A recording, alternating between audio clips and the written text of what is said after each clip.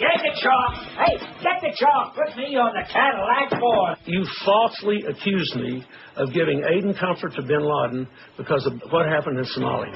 No one knew Al-Qaeda existed then. If you're wrong and you know it, blame Clinton. If Obama is still going, blame Clinton. If the deficit is growing and the economy is slowing, no matter where you blow it, blame Clinton. Absolutely. If you're wrong and you know it, blame Clinton. If corruption is still growing, blame Clinton.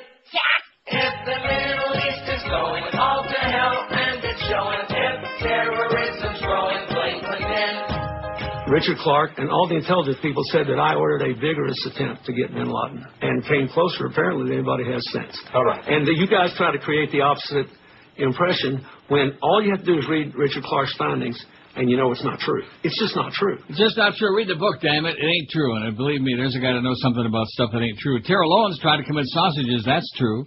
And we got 1,201 votes on the poll already. We just sat down. That's true. Man, oh, man. A lot of absolute truths, you know it? Yeah. Absolutely. Yeah. 1,201 votes already. I think I can go back to bed. Got some bad news for all you golf people out there. I'm sure they know about this, don't they? About Byron Nelson. What? Byron Nelson. Oh, that 93-year-old guy. No, he's 94. It said 93 on the story I got. No, it did not. It said, well, here, if you read the right stories from Sports Illustrated, you're just not a sports guy. That's your problem. You get bad information. Sorry. Probably the story you read will say T.O. popped only like 4 pills instead of like 35, 37, whatever the hell it was. What kind were they? Well, we'll get to it. All right. Just relax. Put him out of his pain. Prescription pain medication. Probably something mild, like Tuinal, something like that. I don't know. You're the drug expert. I don't know nothing about that crap. Golf legend Byron Nelson, 94, is dead. All you golf people out there, don't they have a Byron Nelson Classic named after him, I believe, Josh? Oh, yeah. Come on, you're a golf guy. Come on. Yeah, I hit the slopes or the green last weekend. Oh, no, you didn't. Did you really? No, I didn't. Oh. I would lose so much respect for anybody if I found out they played golf willingly. I did recently play golf for the first time in my life. Yeah, and? I wasn't horrible at it.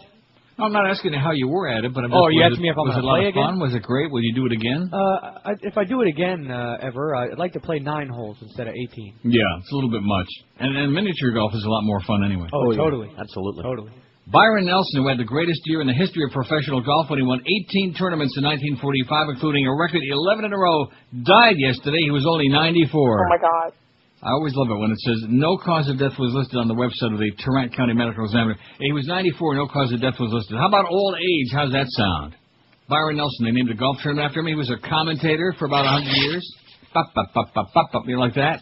And now he's dead. 94. It's old enough. Yesterday we asked in our poll, who has history been most kind to? We had 1,412 votes. That's funny because now we got 12:09 to start today, and that's because it goes to show you, George, a little lesson for you there. Yeah. By the way, thanks to Kenny for mentioning my name this morning at the end of the show. Attaboy. Although he sounded a little bit depressed when he said it. You hear that? No. Yeah, he did. Stay tuned for Neil. Oh. It must go with that territory, that morning show business. They're not too pleased with us because you keep picking on them for being a sports show. Who has history been most kind to? Ronald Reagan, 642. Boy, he crushed the competition. He demolished him. Ronnie Reagan. Because most of us are old enough to realize what a right-wing a-hole he was. A mindless slimeball. Trees cause pollution. Yeah. 45.4%. Almost half of the respondents said it was Ronnie Reagan. Abe Lincoln, 148. The Pilgrims, 142. Priscilla Aldrin. I'm proud of myself that I forgot all that crap. What difference does it make? All those made-up names, made-up pilgrims and stuff? None. God. 142 said the Pilgrims were full of crap. Joe Kennedy, the old man, boy, what a gangster, what a crook, what a thief. 95 for old Joe. And like I told you, then the gourd smote him. Gave him that big, nasty stroke. I hate this poll, 92, 6.5%. Well, I don't know what's wrong with that poll. I thought it was pretty good, didn't you? Yeah, it was great. Well, they hate. They hate. Robert E. Lee, 55. Henry Ford, 52. Charles Lindbergh, 46. Boy, the two of them were like two peas in the pod. Mm-hmm. Harry Truman, 40. Drop another big one, Harry. Pope Pius XII, 37. Henry Kissinger, 24. Well, I'll tell you, these people just don't know their history. They better start watching some of those DVDs and stick them in their BVDs. Sure. Kissinger's only got 24, and Lyndon Johnson only had 20, and Arthur Godfrey came in on the ass end with 19. Hawaii, Arthur Godfrey. Road, 19. a virulent anti-Semite. In fact, that seems to be a common thread in that. There are a lot of course, there's a lot of anti-Semites, period, you know? Just like that bit we play, everybody hates the Jews. It's just one of those things, man. It's been going around for a long time. When you're God's chosen people, there's a lot of people that are jealous, you know? Yeah. Maybe when you run around saying that you're God's chosen people, it pisses that might be people part off, of it, too, you know? Like, who the hell are you? I mean... I'm chosen people. I see. Cowboys receiver Terrell Owens, and I'm sure you heard about this on the Kenny and Bo Show this morning, and you damn well better be listening to the Kenny and Bo Show and all the rest of the station, too. We need your help. Yeah, Josh. He's talking to you. I am? Oh, I know you're not. I know you're not talking to me. He's not going to listen to it either. Well, no, actually coming to work. Are you still listening, coming into work or not? Tell us the truth. I didn't today. Because we were talking about that. I listen to music. Well, why is that? So, in other words, if you were voting on our poll, you'd probably vote less than I used to. And, of course, less than I used to, we don't know what that means. I mean, that might mean they're listening to this show less than they used to. That's why we purposely, left it kind of like open. I voted for Seldom. You seldom listen on.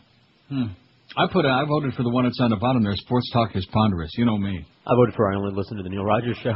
Oh. And, of course, you got no choice. Right. Cowboys receiver Terrell Owens ingested a large amount of prescription pain medication in a suicide attempt, according to a Dallas police report quoted by WFAA. The report indicates that when police asked Owens if he had tried to harm himself, he said, yes, the station said. A team source last night said that Owens had suffered an allergic reaction to pain medication and was admitted to Baylor Medical Center, but they lie a lot, you know. These teams lie like crazy. Owens left the hospital early this morning. Police said they'd make a statement during working hours. A news conference is going to be held today, and I'm sure that CNN will be over that like stink on Joyce. Terrell Owens' publicist Kim Etheridge said of the incident, "This is not serious." Right. The source said Owens' status is unknown for today's practice.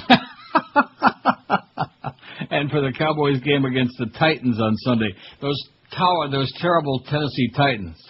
A tower of power. Channel 11 Dallas reported that a fire rescue team took Owens to the hospital, reportedly to the emergency room to induce vomiting. Dallas police didn't confirm or deny any details. Calls to Owens' agent did not return. He was on pain medication after suffering a broken bone leading to his right pinky ring finger in the September 17th game against the Redskins. Next day, he had a plate screwed in to protect the bone so it could heal with no further risk of damage. Bill Parcells said the pain medicine made Owens ill. Well, there you go. Tried to kill himself. Took a bunch of pills. You know, I'll tell you what always works a lot better than that. Vote to the where your brain's supposed to be. Always works like a charm. It does. Mm-hmm. He didn't really want to. Huh? He wanted the attention. No. How do you know that? You would know Terrell Owens if he came in there and slapped you up the side of the head. No, but I know suicide. If he came in there with a towel around him and Nicolette Sheridan, the two of them, you wouldn't know. Every him. time I want to commit suicide, I make sure. Well, he brings up a good point. He probably wants the attention. He thrives on attention. Well, so how come he didn't take like 10 pills instead of like all 35? I don't know. Maybe he knew he could beat it. That's right. Is that it?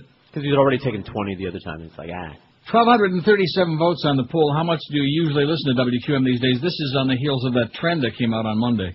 That trend that said that we have O points in men on this radio station. On a sports station, we O points. And they got a kiss across the street in August, and you can be damn sure they're all squeezing each other over there now about it. Oh, we're on the way. We're on the way. You're on the way, all right. And with those Dolphin broadcasts, I bet you they didn't lose more than $3-4 million this year on the Dolphins. And how about those Marlins last night? It's official now. They're out of the thing, and it says 11,000 in the box score. The article on the game said a nearly empty Dolphin Stadium. Are you surprised? No. I seen about 4 seconds of it. Me too. There were about 11 there, people. Why do they lie so much? If you're going to lie, say like 3,500. You know, don't say 11,000. Why do they make up such ridiculous numbers? Like going to, at any rate, well, I'm not going to say all the season tickets. Goes with the territory. Yeah, season tickets, my ass. How much do you usually listen to QM these days? 1,237 already. God. Only to Neil's show, 654. That's 52.8%. How do you like that? Is that shocking or what? Now, we don't even talk about sports very much, except Terrell Owens trying to kill himself. Just think if you did. And Byron Nelson. Yeah, just think if we did, we didn't have anybody listening. Less than I used to, 216. Now, again, that's open for interpretation.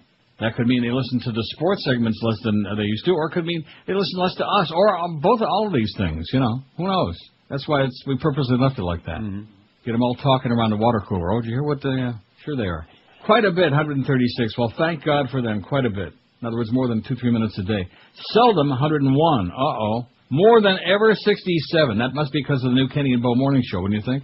It's a sports show. And I hate this poll, 33, 2.6%. And Sports Talk is ponderous, only 30. Look at that. About 30, man. 2.4% said Sports Talk. And I guess that's because they had some other choices, right?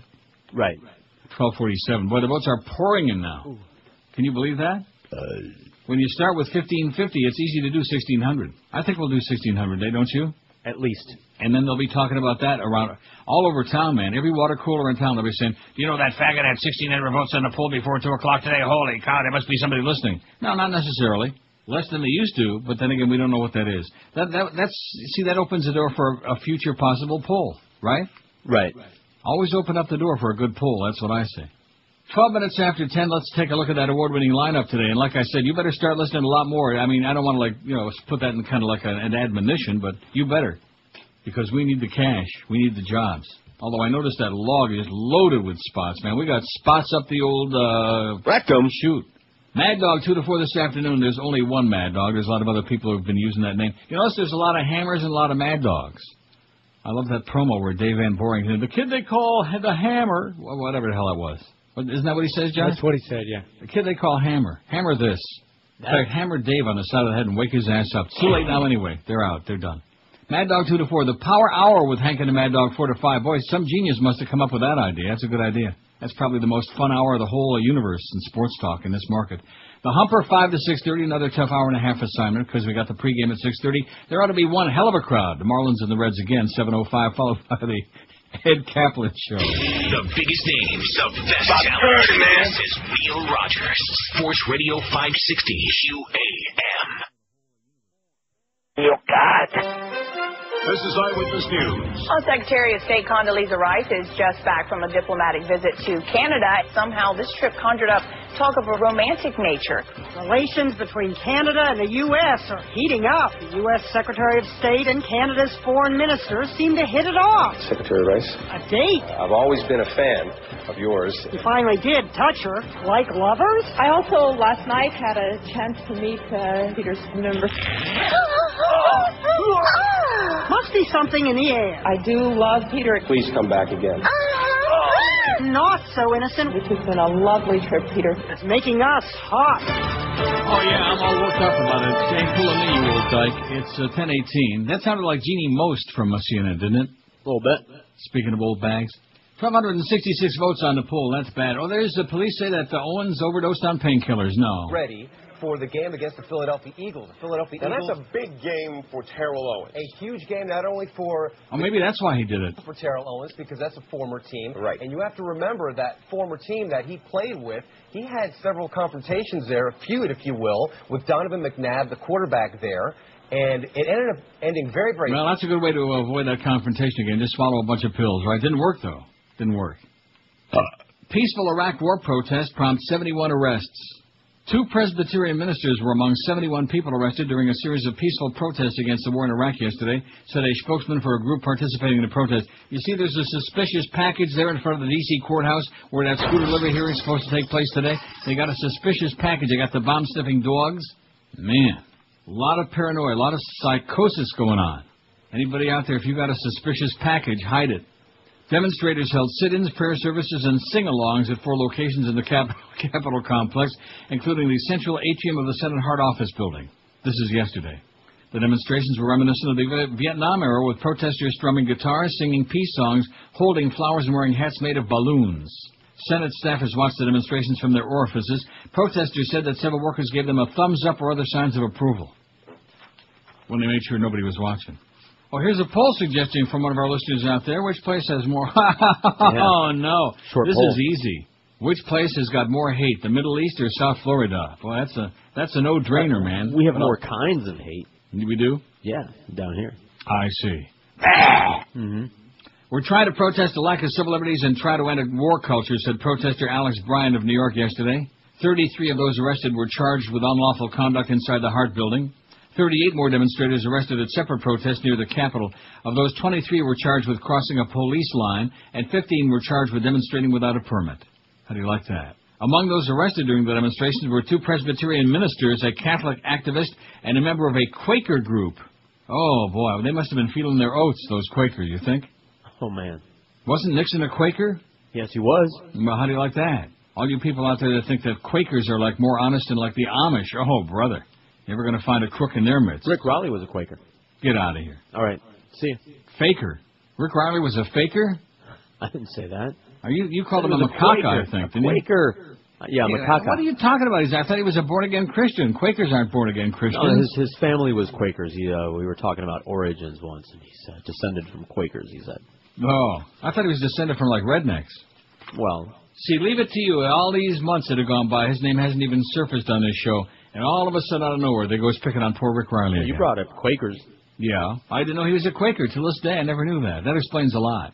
Now, what did that have to do with his cheerleading wife? Nothing. Maybe he liked a Quaker. And what about Bud Paxton and his ex-stripper wife? 2001 memo to Rice contradicts statements about Clinton and Pakistan. You don't think Condi would lie, do you, that old dyke? Now that she got her teeth fixed. A memo received by U.S. Secretary of State Condoleezza Rice shortly after becoming National Security Advisor in 2001 directly contradicts statements she made to reporters on Monday, Raw Story says. We were not left a comprehensive strategy to fight al-Qaeda, she told a reporter for the New York Post on Monday. That's Rupert Murdoch's right-wing New York Post. Big pieces were missing, she said, like an approach to Pakistan that might work, because without Pakistan, you weren't going to get Afghanistan. Rice made the comments in response made to claims by former President Clinton on Sunday, who argued that his administration had done more than the current one to address the al-Qaeda problem before the 9/11 terrorist attacks. She stopped short of calling the former president a liar. However, Raw Story found that just 5 days after President Bush was sworn into office, a memo from counterterrorism expert Richard Clark to Rice included the 2000 document, Strategy for Eliminating the Threat from the Jihadist Networks of al-Qaeda Status and Prospects. This document devotes over 2 of its 13 pages of material to specifically addressing strategies for securing Pakistan's cooperation in airstrikes against al-Qaeda and the Taliban in Afghanistan. It sounds to me like she's a freaking liar, that Condoleezza, with her mushroom cloud. Oh, come on. Maybe she's just stupid. That could be it. That's Dr. Rice, and she's a great pianist. The strategy document includes 3 levers that the U.S. had... Well, you didn't see the piece on 60 Minutes, did you, on Sunday? No, not that part. Where she was tinkling on a piano? No. Kind of like reminded me of Reagan there in The Exorcist. Remember, she came in and tinkled on the floor while the priest was playing the piano. The priest was tinkling on the pianist. It wouldn't be the first time. The strategy document includes 3 levers that the U.S. had started applying to Pakistan as far back as 1990. Sanctions, political and economic methods of persuasion are all offered as having been somewhat successful. Other portions of the passages relating to Pakistan, marked as operational details, were redacted from the declassified memo at the CIA's request. Clark made it clear that the Clinton administration recognized the problem that Pakistan posed in mounting a more sweeping campaign against bin Laden. Overt action against bin Laden, who is a hero especially in the Pashtun ethnic border areas near Afghanistan, Clark speculated in late 2000, would be so unpopular as to threaten Musharraf's government. The plan notes that after the attack on the USS Cole, Pakistan had forbidden the U.S. from again violating its airspace to attack bin Laden in Afghanistan. The memo sent by Clark to Rice, to which the Clinton-era document was attached, also urges action on Pakistan relating to al-Qaeda. First to be addressed, wrote Clark, in a list of pending issues relating to al-Qaeda is what the administration says to the Taliban in Pakistan about ending al-Qaeda's sanctuary in Afghanistan. We are separately proposing early, strong messages of both. And it goes on at great length. But she's a liar, as if that's some kind of a surprise. As if it's a big surprise that these neocons would try to con the American public and the world with a pack of lies, with a packy of lies. You know, we almost got 1,300 votes already. What's going on here? What is going on with this poll? I don't know. I know we had a big head start, but they're pouring in chunks now, in big goopy chunks. You can almost smell them. How much do you usually listen to QM these days? 1,294 votes. I bet you some are coming from across the street, trying to put us down, you know. Bastards. They would do anything to hurt us. Huh? I just repeated you. Only the Neil Show, 694, 53.6%. What the hell would they do without us and our non-sports nerd audience, huh? What would they do without us? Probably be playing Ukrainian melodies by now. Less than I used to, 222. 222. That's not good. Not good. Quite a bit, 140. Seldom 104. Come on. You ever listen to that station, Seldom 104? No. Seldom. More than ever, 67. Sports Talk is ponderous, 34. That's what I voted. God, is it ever. What about the Ricky? What do you think? You think Ricky's going to come back? Do you think Ricky's... what about Danny? If Danny's got something left in the tank... And I hate this poll, 33. Only 2.5%. They like it. That's why the votes are just pouring in now. We might do 45,000 votes today. And no matter what the outcome is, there are 2 things I will guarantee you. No matter how many votes we have by 2 o'clock, there will be more votes than there were people at last night's Marlin Reds game, and we'll have more votes by 2 o'clock than they have listening right now across the street. The biggest names, the best talent. This is Neil Rogers, Sports Radio 560 QAM. Up Heinies.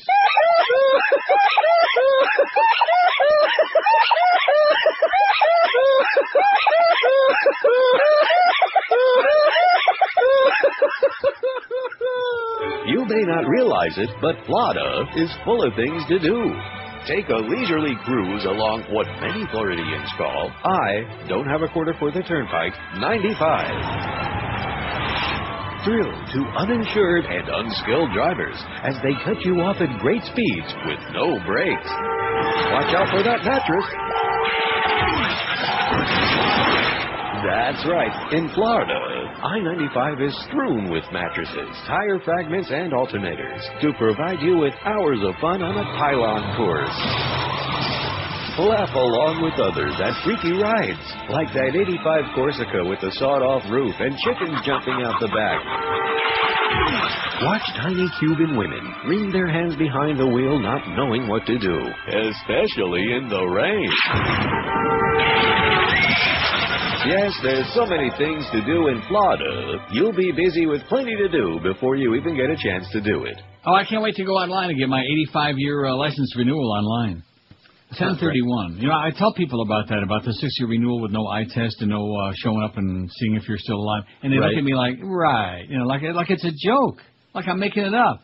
1,310 votes on the poll, man. That is scandalous. It's unbelievable is what it is. Absolutely unbelievable. Weldon Berger on the Smirkling Chimp writes, and of course I'm sure a lot of you went flying to that, what was it, DNI.org yesterday? Did you check it out? No. I seen it. And? It took them all afternoon before they finally got that damn propaganda up there, those 4 pages out of 30, 4 out of about 30, man. The headline on this story says, "This is the good news. Declassified national intelligence estimate looks bleak." Says the Bush administration has released a declassified excerpt from a national intelligence estimate blaming Iraq for increased terrorism. Presumably, this is the upbeat portion of the report. One has to wonder what on earth the depressing part says.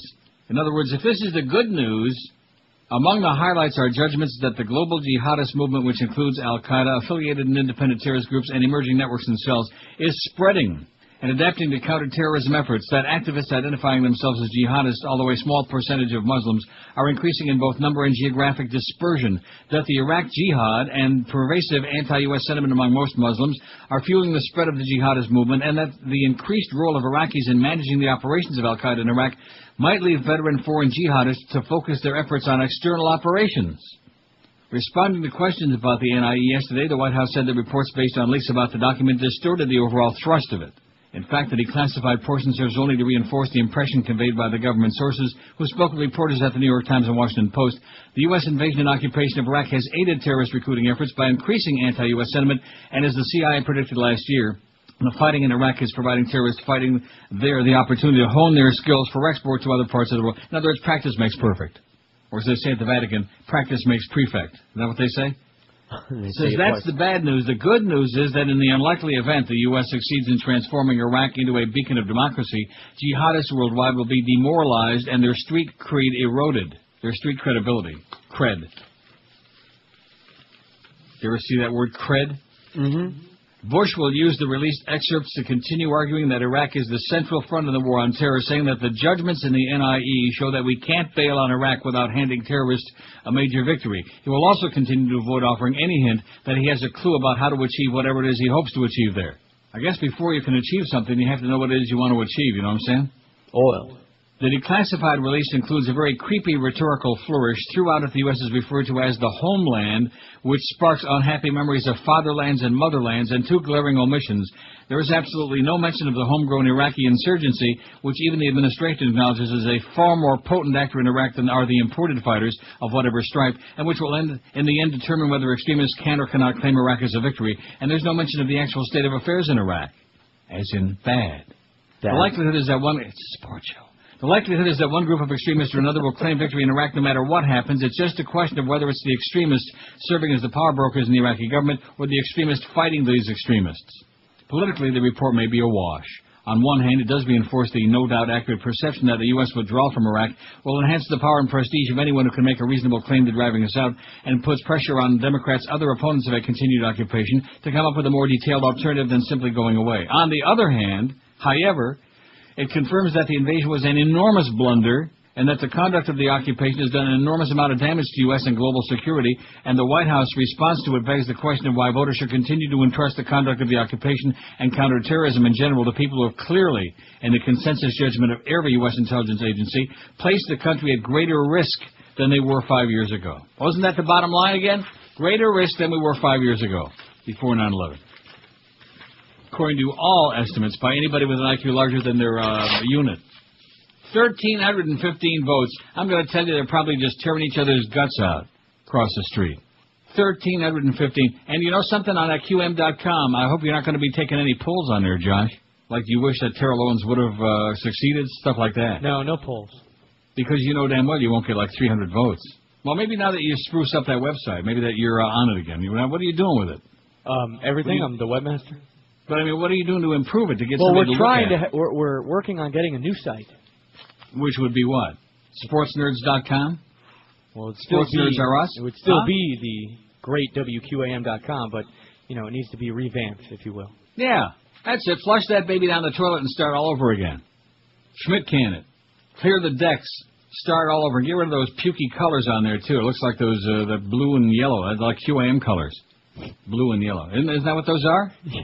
Well, yeah. Well, we need some new colors on this radio station, man. Now that we got a new morning show and a new lineup, I think that would be good just in time for our great promotional campaign, for the TV campaign and the billboards and the blimps. Are we going to have all of that going on? Oh, yeah, just wait for it. Yeah, see, I don't understand that. We unveiled this great new lineup the 28th of August. We got the Kenny and Bo morning show. It's a support show. But Kenny's good. And Bo, I'll tell you, Bo actually sounds a little bit animated there in the morning. I think Kenny gooses him every once in a while. Or maybe Griefer does it. Huh? There's a goose button. No, seriously. Oh, the goose button. Yeah. I like that one. I think Bo is sitting on it because he keeps sounding like he's being goosed. But anyway, he just seems to be like a little animated for an old dullard jock. And so I think they might actually do a little number in there. Now, you're kind of skeptical on that. What's good for the goose is good for the gander. There you go. I told you. He knows a good goose is hard to pass up. 1,317 votes and 53.6% exclusive Q when we listen to the show, so they say on our website. And, of course, the sports nerds at QAM would say, oh, well, that's his show. He doesn't have real men listening to his show. Well, there must be a lot of unreal men out there, I think there are a lot of men who, like me, and not that I'm a real man, but who like sports, who like watch ball games and pay attention to scores and know who's on first, but they're just not obsessed with it. They don't want to dissect it and chew it up and spit it out. Oh, there's that suspicious package. There's a lot of kidnapped heiresses and a lot of suspicious packages these days. You know that? Yes, I do. That's what what's-her-name said, Lorraine Hobbs. Or was that Diana Christensen said that? I forgot. What a great movie, and Josh didn't like it. We feel so bad about that. Won't you please watch it again? No. Come on. Would you give it another shot? No, I already saw it. You didn't see it. You fell asleep, like after the opening credits you fell asleep. How many times do I have to tell you this? I fell asleep, and then when I woke up, I went back to when I fell asleep. And you never told me that. Oh, I watched the whole movie. Oh. Well, I got the impression that you got so bored with it that you fell asleep and woke up, it was over almost. Oh, no, I watched it. Did you wake up in time to see the ending when the great Ahmed Khan was in the audience? That's right. Oh. I love that scene where he's sitting inside the shack there eating the Kentucky Fried, And Lorraine Hobbs comes in, Ahmed, I'm going to make you a movie star, or whatever she said, I recommend if people want to see Network to go to your MySpace site and watch watch he says, the what video. the are you talking about? And he's got a mouthful of chicken when he's saying, don't you love that? That was a good scene. Mm-hmm. You don't think? Yes, it was. Josh slept through that part. He doesn't know what I'm talking about. What?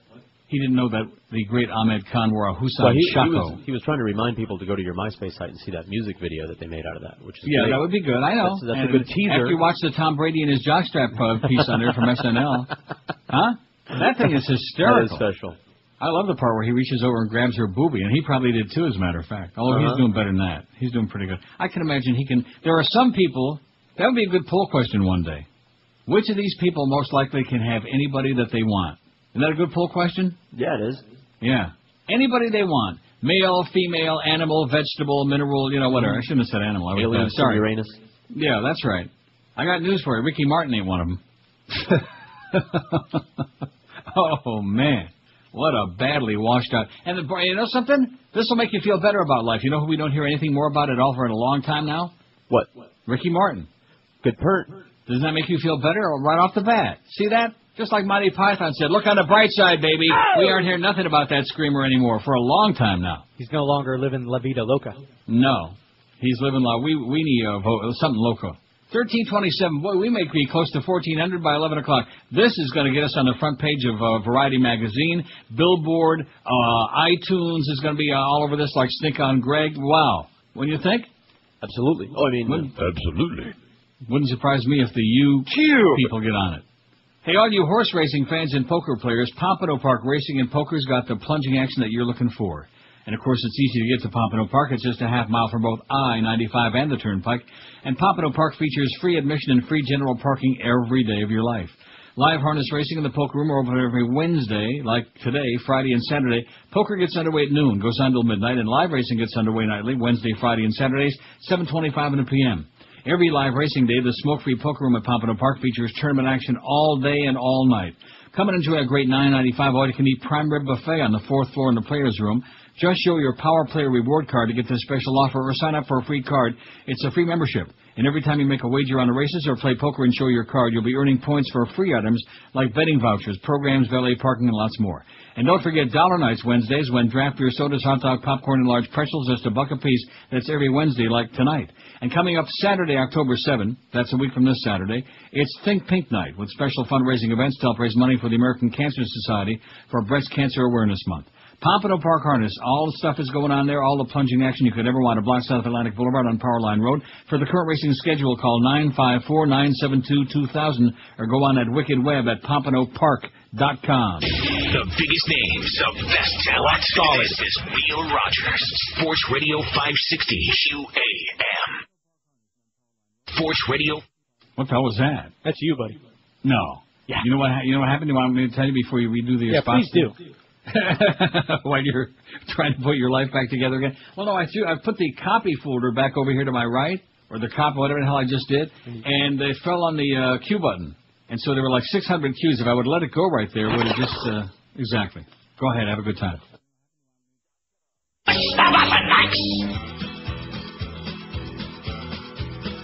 Smoke some dope again. Hanging on the bus with a couple of friends. All right.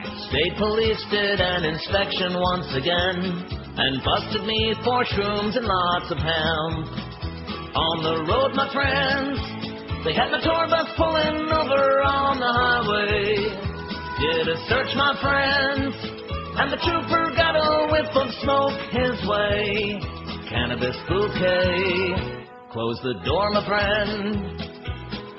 Come on in, we'll fill the bowl again. Pretty colors from the mushrooms never end. And looky there, we just made CNN. Yeah, we got busted on the road again. Yeah, my glaucoma's never gonna end. We just got busted on the road again. Oh! 1047 at 560 WQAM. They're whooping it up, whooping and hollering, man, like them rednecks tend to do. See, there's the good rednecks like Willie, and then there's the evil rednecks like, well, long-haired country boy. A packed jumbo jet was forced into a series of steep dives over London by instrument failure. The aircraft dropped to its minimum permitted altitude of 1,200 feet, meaning it was seconds from a major disaster. There was panic on board among the more than 450 passengers and crew as the plane began its landing approach 10 miles east of Heathrow Airport. The pilot had to disconnect the autopilot of the Boeing 747 and put it into a climb to 1,800 feet. 1,800 feet, that sure ain't much, man, I'll tell you that. That's mighty low. Mm-hmm. He reestablished control with moments to spare, had to switch to manual to land. A report today into the incident said the jumbo's control panel was showing progressive fly-down commands, and the autopilot was attempting to pitch the aircraft's nose down to follow these indications. Seconds later, a warning of glide scope failure, which gives the height of the jet, appeared on the cabin screen with the warning, no auto land.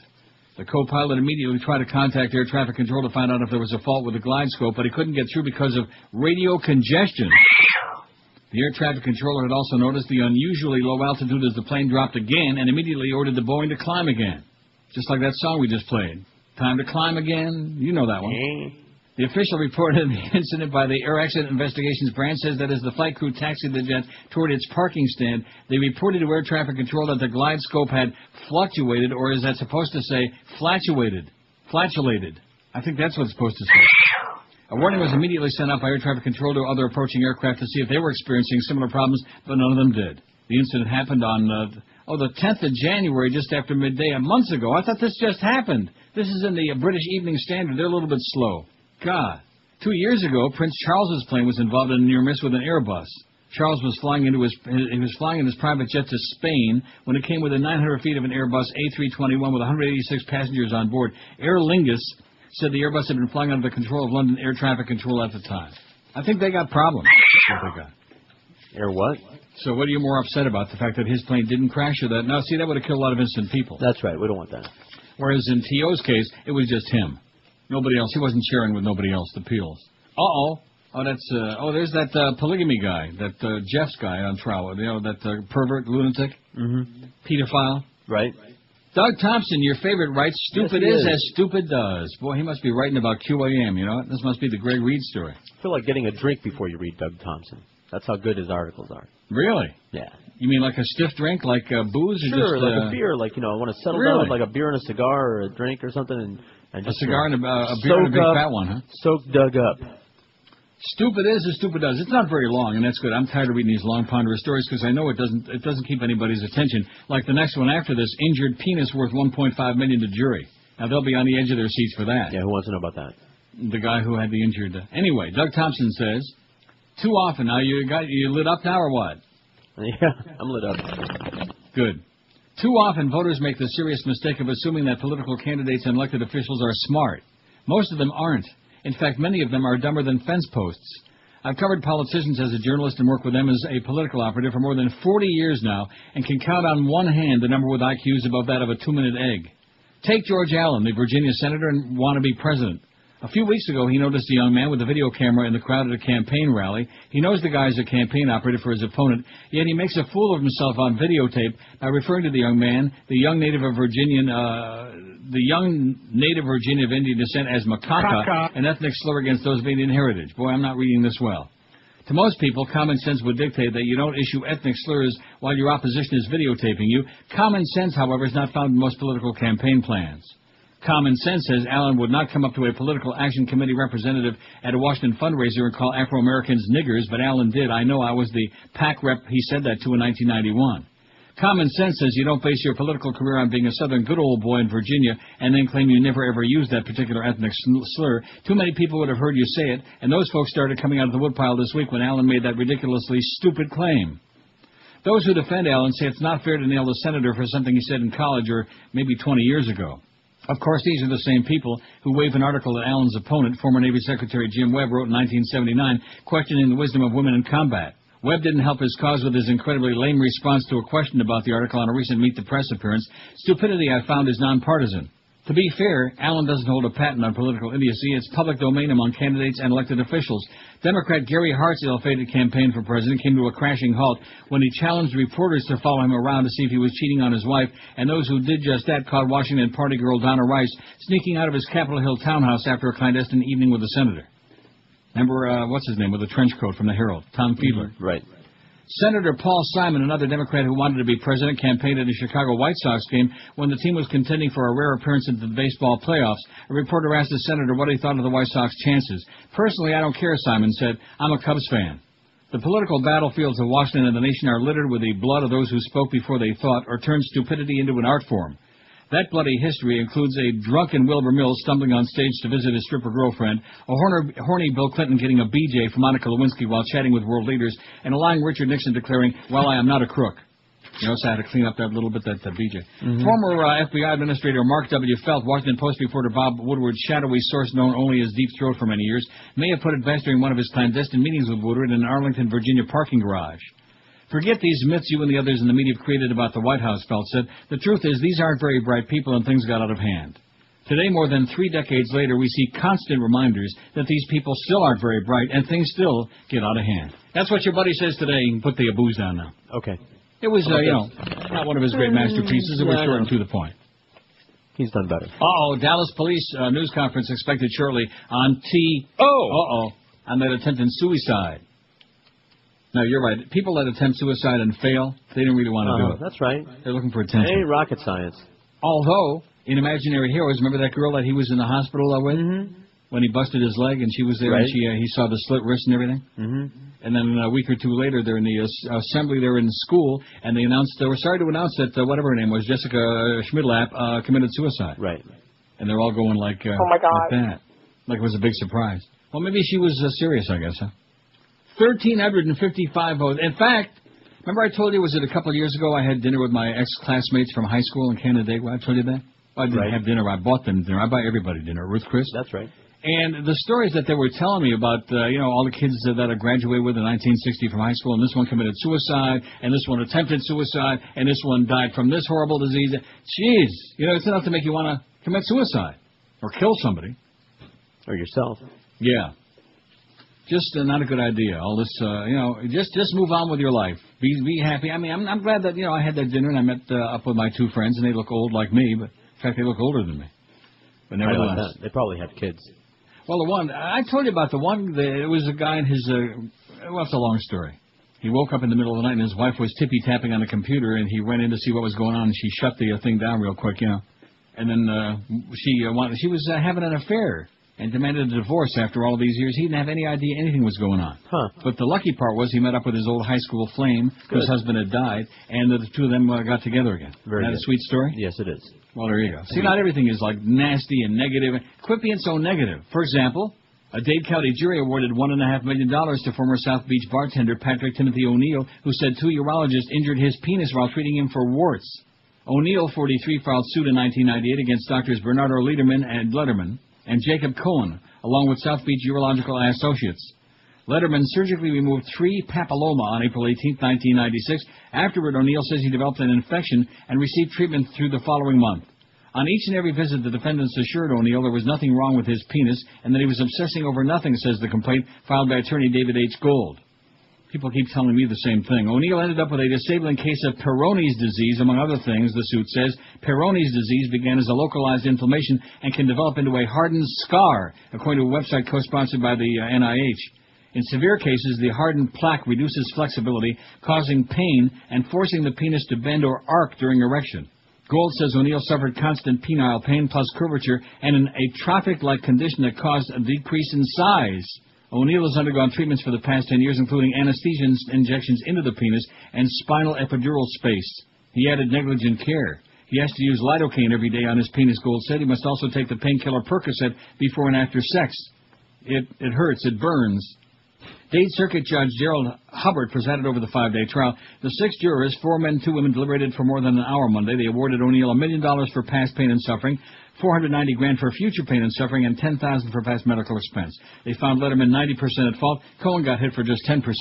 The jury said by their verdict that they believed in him, they believed his injury, they recognized and understood what he's been going through for 10.5 years, Gold said. Attorneys William Fink and Constantine Dean Nickus represent the doctors.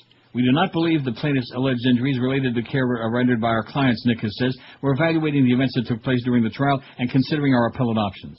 O'Neill, an aspiring screenwriter, now lives in L.A. How do you like that? He's got to smear it all the time. He's smearing it. 1,363 votes. We're going to have 14 before you know it. Aren't you excited about that? Medium excited. And 54% say they only listen to this show. 54%. That's not looking good. The biggest names, the best talent. This is Neil Rogers. And they get a Sports 1 Radio share. 560 It's your fault. AM. This is the Neil Rogers Show.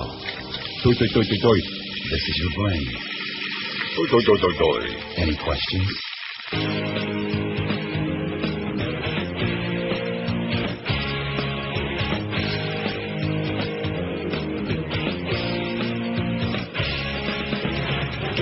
Just got back today. That jerk T.O. who used to play like nobody else mattered anyway. But man, I still think Jerry Jones is crazy. The boys are back to clown. The boys are going down. I'm dying over here. I said the boys are back to clown. There's noise in Dallas town. You know that jerk who used to dance a lot? Every time he got in the end zone with a Sharpie in his sock. Man, he thought he was cool, but he was really not. What a joke that... Man, he thought he was cool, but he was really not. What a joke that Terrell Owens. And that time at the Cowboys played, When Tio danced on the logo, what a disgrace. Then Emmett ran over and got in his face, and now he thinks they won't forget it. The boys are back to clown, the boys are going down. I said the boys are back to clown. There's noise in Dallas town. I said Tio's been hanging round. His ego is renowned. The boys are back to clown. They're poised for going down.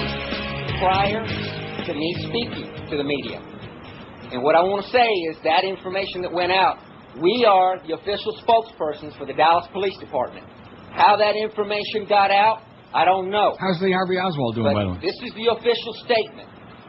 The Dallas Police Department does not have any other investigation going on this incident. Any information that you need, you'll have to contact Mr. Owens, or you'll have to contact the medical staff. Yeah. Now, do I need to repeat any of that? They've had no comment, or they've not said anything to me with respect to that. What is the information? Guys, I'm not going to take any questions. I just want to make sure that what I said, that y'all got it and you fully understand. Y'all got it? Denying 30-something pills and attempted suicide. I'm not confirming anything. Right like that. In other words, they're non-compass wieners. They don't know nothing, you know, as usual. How's Lee Oswald doing and Jack Ruby and all those? How's JFK's brain doing? Still missing? Missing what? 1,386 votes on the poll. We'll have 1,404 shakes of a lamb's tail, man. It's going to be fantastic today. See? Now, the fact we started the poll 6 weeks ago, that's beside the point. Right? Right. Where there's a will, there's a way. You better take some notes on this. Feingold, boy, Russ Feingold. Now, do you think a Jew can get elected president? No. Maverick, Wisconsin Senator Russ Feingold said yesterday the outcome of this November's election could determine whether he runs for president in 2008. That would be great. The only problem is he ain't got no chance. Can you see them rednecks in the South voting for a Jew for president? No. No. Before giving a speech at the National Constitution Center yesterday, the Democrats said a discouraging outcome would be if the Republicans didn't lose any ground in the Senate or don't lose much ground if they kept the House, if the analysis of the election was people really were squeamish about leaving Iraq. Feingold, a vocal opponent of President Bush and the war in Iraq and a real mensch, said public attitudes about issues he champions, including universal health care, would help him decide if he should take the plunge. New York Senator Hillary Clinton, widely considered the frontrunner for the Democratic nomination, he said, she's very able and I think ready to be president. We disagree on some fundamental issues, especially this war on terrorism and Iraq. I mean, what's he going to say? She's an idiot? Mm-hmm. Right. Mark from Hallandale Beach says, oh, geez, here we go. Now, see, I'm going to get blamed for this, for doing this poll. Well, you get blamed anyway, son. Well, no, I think Kenny's a good guy. He's a broadcaster. He belongs a great on guy. the air. We'll miss him. See, I beg your pardon? We'll miss him. Yeah. What a bastard you are. No wonder he's not promoting this show anymore. It's not me, it's you that he hates. That's right. You're pulling another one of those Mo deals, like I said yesterday. That's the more he gets involved with you, the more he hates you. Mark from Hallandale Beach says, hey, Neil, George, and Josh. Even includes you in there, Josh. It's your buddy Mark. No. I hate to sound negative, but here it goes. He said, well, you know, that's always a good... It's like when people would call back in the days when I was foolish enough to take phone calls. Well, you're not going to like what I have to say, or you're going to hang up on me. Well, what a way that is to start a conversation, you know? Right. It's like walking up to a stranger and saying, boy, sure is a crappy day today, huh? I mean, what is that? Anyway, he says, I tried the Kenny and Bo show, and it ain't happening for me. Sounds like Abbott and Costello light. Uh-oh. If Kenny interrupts the big guy's punchline one more time, he might get squished like a bug. Secondly, Sterling and Shannon Sharp absolutely refuse to speak the English language. Well, we know that. And most importantly, we have our fine men and women fighting and dying overseas based on probably the biggest lie in world history. I tried watching Fahrenheit 9/11 again last night, but I had to turn it off midway through. Talk about pissed off gets me fired up. Mm-hmm. Make no mistake about it, the religions won't be satisfied till they blow up the planet. Well, thanks for your uplifting facts, Mark. He doesn't like the morning show. He says he can't watch the whole movie because it's too depressing. Well, try Terrell Owensing yourself, Mark. That might do it. Only 35 ain't enough. Try about 85 pills. Poor Mark. Yeah, he means well, Mark. He just, I don't know. Don't like our morning show. Okay, well, I'm sure he's got company, but I'm sure a lot of people do like it. I hope. Me too. And we're going to have to, change our tune now. I don't want to get blamed again like every other station I've... That's like right. Tim Williams, that idiot at INZ and at Zeta. Well, if you would just be more positive about our music, more people would listen to it. Your music sucks, number one. And number two, people aren't going to listen to something because I tell them it's good, okay? God. A sports talk, is great. To me, that's the greatest format ever invented, isn't it? Don't you agree? It's the best thing in the world. Who wouldn't want to listen? Who wants Better to listen than to anything sex, else? man. Who wouldn't want to hear about the game, baby. Give me the ball, give me the ball. Who doesn't want to hear about over and over and over again? And about these illiterate jocks and about these great coaches and should they get canned and should they do this and did Ty Domi really have that affair with Belinda Stronach, et cetera, and so on. Goes to show you what a sick town this is, man. It's one thing to be obsessed with a sport like hockey or whatever it might be, but when the front page of the newspaper's got big stories about, and he don't even play anymore. He just retired a couple of days ago, Ty Domi, having an affair with Belinda Stronach, and his wife is suing him for a very messy divorce. That's on the front page of the newspaper, the Toronto Sun. Give me a break, eh? God. Anyway, yeah, it's just it's the world in which we live. Caca, as somebody I know would say. Maybe that's what George Allen was talking about. Maybe he meant lots of macaca. Oh, and then the best part of it is he tried to say that he never heard the word before in his life. He made it up. Right. That's what he tried to say. That was his cop-out in it. Oh, I just made it up. I never heard it before. That's what he said on Eat the Press. So if you were to make up a word that contains caca in it, then... He probably never heard the N-word before either. What do you mean if not monkey? I beg your pardon? What could that mean if not a monkey? Macaca? Yeah. Bird. Sounds like macaw. Not really. Doesn't it? Not really. Is macaw a monkey bird? They talk a lot. Just like George Allen. They say they talk a lot of crap. Anyway, forget about him. 1390, I'm sure a lot of the voters have already. 1392, I bet you I'm going to refresh it. We're close on 1393. Look at that. Pouring in by the ones. How much do you usually listen to QAM? It's a very important survey. I'm sure that our management is glued. They got their nose on the screen, on the monitor. Only the Neil Show, 54.2%, 756. That's not good. I mean, we're glad you're listening, but that's embarrassing. That would be like saying we're on the wrong radio station. Who would say that? We did. Less than I used to, 235, almost 17%. Well, what's that all about? Is that us they're listening less to? Is it the rest of the station? And, of course, probably a lot of that had to do with that format that ended August 28th, thank God. But once we get that big promotional campaign going. Quite a bit. Listen quite a bit, thank you. 154, thanks God. Seldom 108. Well, more than ever, 68. That must be the morning show people. And the people that are happy that the Mad Dog and Hank moved where they belong. Sports Talk is ponderous, 39. We disagree. It's my favorite format in the world, and someday I might even listen to it. And I hate this poll, only 33, 2.3%. See, this is their kind of poll. Anything where they consider it to be like, stirring the crap. That's what our audience... They're a bunch of crap disturbers. Although you could put the period in between.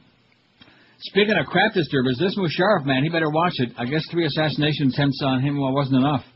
The war in Iraq hasn't made the world safer from terror, President Musharraf has told CNN, saying he stands by his statements on the subject he makes in his new book, In the Line of Fire. In the book, Musharraf, a key ally who's often portrayed as being in complete agreement with U.S. President George W. Bush on the war on terror and other issues, writes he never supported the U.S. invasion of Iraq. I stand by my statement absolutely, he told CNN's The Situation Room with Wolf Blitzkrieg. Asked whether he disagreed with Bush, he said, I've stated whatever I had to if the war has made the world a more dangerous place. How do you like that? Mm-hmm. He also addressed allegations that Pakistan was a less than enthusiastic recruit into the war on terror, and that former U.S. Secretary, well, we know about that we're going to bomb them in the Stone Age even further than they already are. I have written whatever I heard. My intelligence director did say that, Musharraf told CNN. I would leave it at that. He didn't contact me. He didn't say that to me. Whether the threat was made, Musharraf said he agreed to cooperate in the war on terror in the interest of Pakistan, in the interest of staying alive. How do you like that? All right. And he says, and of course it doesn't take a genius to figure that out, that the invasion of Iraq has made the world a more dangerous place, to which anybody with a brain knows that he's... Absolutely correct, sir. Including the report that they released a selective 4 pages of yesterday out of about 30. About 30, man. Pathetic. And the American media continues, well, what do you think about a beep, bada boom, like that? Well, of course, he was in the Situation Room with Wolf Blitzkrieg. What does that tell you? And, of course, it was very close to Rosh Hashanah, too, so Wolf was probably, like, doing a little davening in the back, in between segments. Every time I see him now, I just want to vomit. I just want to get on my hands and knees and puke my guts out. Or either that or get my flying carpet out, you know? If you're going to get on your hands and knees, you might as well get your magic carpet out. That's right. Kill 2 birds with 1 stone. Stick your up in the air. Since they're putting their face on them, do they wash those carpets just out of curiosity? That's a good question. Like, Dry Concepts and that's kind of like the people with the turbans, you know? Right. Do they wash their hair like once every couple of months, or they? I understand they do, and then they rewrap. They do the old rewrap. Mm-hmm. I had a kind of a cab driver the other day, engine guy. Did he? 1,403 votes. Holy moly. You see, in fact, I think our technique is going to be to start the poll like about 6 weeks ahead. The biggest names of Get best 50 million talent. votes, man. This is Neil Rogers, Sports Radio 560 QAM. George Bush. This is Eyewitness News. Meantime, Iran's president is again calling for a debate with President Bush. The White House earlier dismissed the suggestion. I said that I wanted to, you know, sometimes I mangle the English language, and maybe I need to learn to communicate better. Mahmoud Ahmadinejad wants the debate to happen at the UN General Assembly meeting later this month. I know Ramzi Al-Sheeb, or whatever the guy's name was. Sorry, Ramsey, if I got it wrong. Mahmoud Ahmadinejad. I know that. Nature's just guy he isn't. Wow. You know, the funny part of it is they're supposed to be making fun of him, but she's an idiot. She didn't come within like 85 letters of saying it right. Even you can come closer than that. Anyway, here's another good reason not to fly to Miami. Not to go anywhere near there. People get pissed off even on the plane. A fight broke out this morning on a red-eye flight bound for Miami International, police be saying. The American Airlines flight originating in Lima, Peru, landed as scheduled in Miami around 6 this morning. Police were waiting for rowdy passengers, a 56-year-old man and a 20-year-old man at the gate. Nobody was injured, thanks God. Witnesses said the two men had been arguing throughout the flight. It's unclear whether they knew each other before boarding or met on the plane, but police believe the 56-year-old man slapped the 20-year-old man 2 hours into the trip. The two were separated after the altercation. Both are being detained at MIA. Because the flight occurred over international waters, the FBI is also sticking their nose into it. How do you like that? Yeah. 56-year-old man slapped a 20-year-old man 2 hours into the trip. Well, maybe, who knows? I don't know. Maybe he farted real bad. Happens on the plane. Maybe he came onto them. Right. Whatever. 1,420 votes on the poll, man. It is just shocking. Before noon, we're going to be right around 1,500, and people all over town are going to be out on street corners. Even Sean Cannoni's goofballs there, the homeless voice people, they're going to have megaphones. They got 1,500 votes already on QAM. Are you going to believe that? That's going to be incredible. News making and news breaking. Forget about that T.O. suicide. He didn't get the job done. Now, can you imagine if he would have committed suicide and got the job done and been dead? Then what? We'd probably have to call off the whole show today, and maybe for a couple of weeks. That would have been tragic somehow. No, I think that part of it would have been good. Calling off the show, bringing all the sports experts in there to analyze it and debate it and debunk it. Could have had a 24-hour eulogy. That's right. See, isn't it something how there's always a good smoke screen, no matter what it is, you know? Whether it's the chick from Aruba, whether it's the John Mark Carr routine with that fruitcake, whether it's all of this stuff that goes on. The runaway bride. And now T.O. tries to swallow a bunch of pills and tries to kill himself. God. Always some crap, man. The media can just go crazy. And of course, we had the alien business for a long, long time. We had the Diana crash there in Paris. For a long time, they were hawking about that. Remember that? Mm-hmm. On and on. And these are diversions, folks, from stuff that really we ought to be concerned about, okay? Who gives a flying crap about Diana when you come right down to it? Except a bunch of silly Brits. Who cares about Diana? And what was his name? Duty, I think it was. Duty. Maybe it was Caca. Yeah, that was it. Duty. Don't start with that macaca stuff again. Look what it did to George Allen, man. He's on the way out now. I don't think he's got a Chinaman's chance in India. This is pretty interesting, and I wonder what this is based on. I mean, it's marginally interesting. It sure is how more interesting than T.O. taking a few pills. You know, when he gets the job done, call us back and let us know, okay? When he's dead.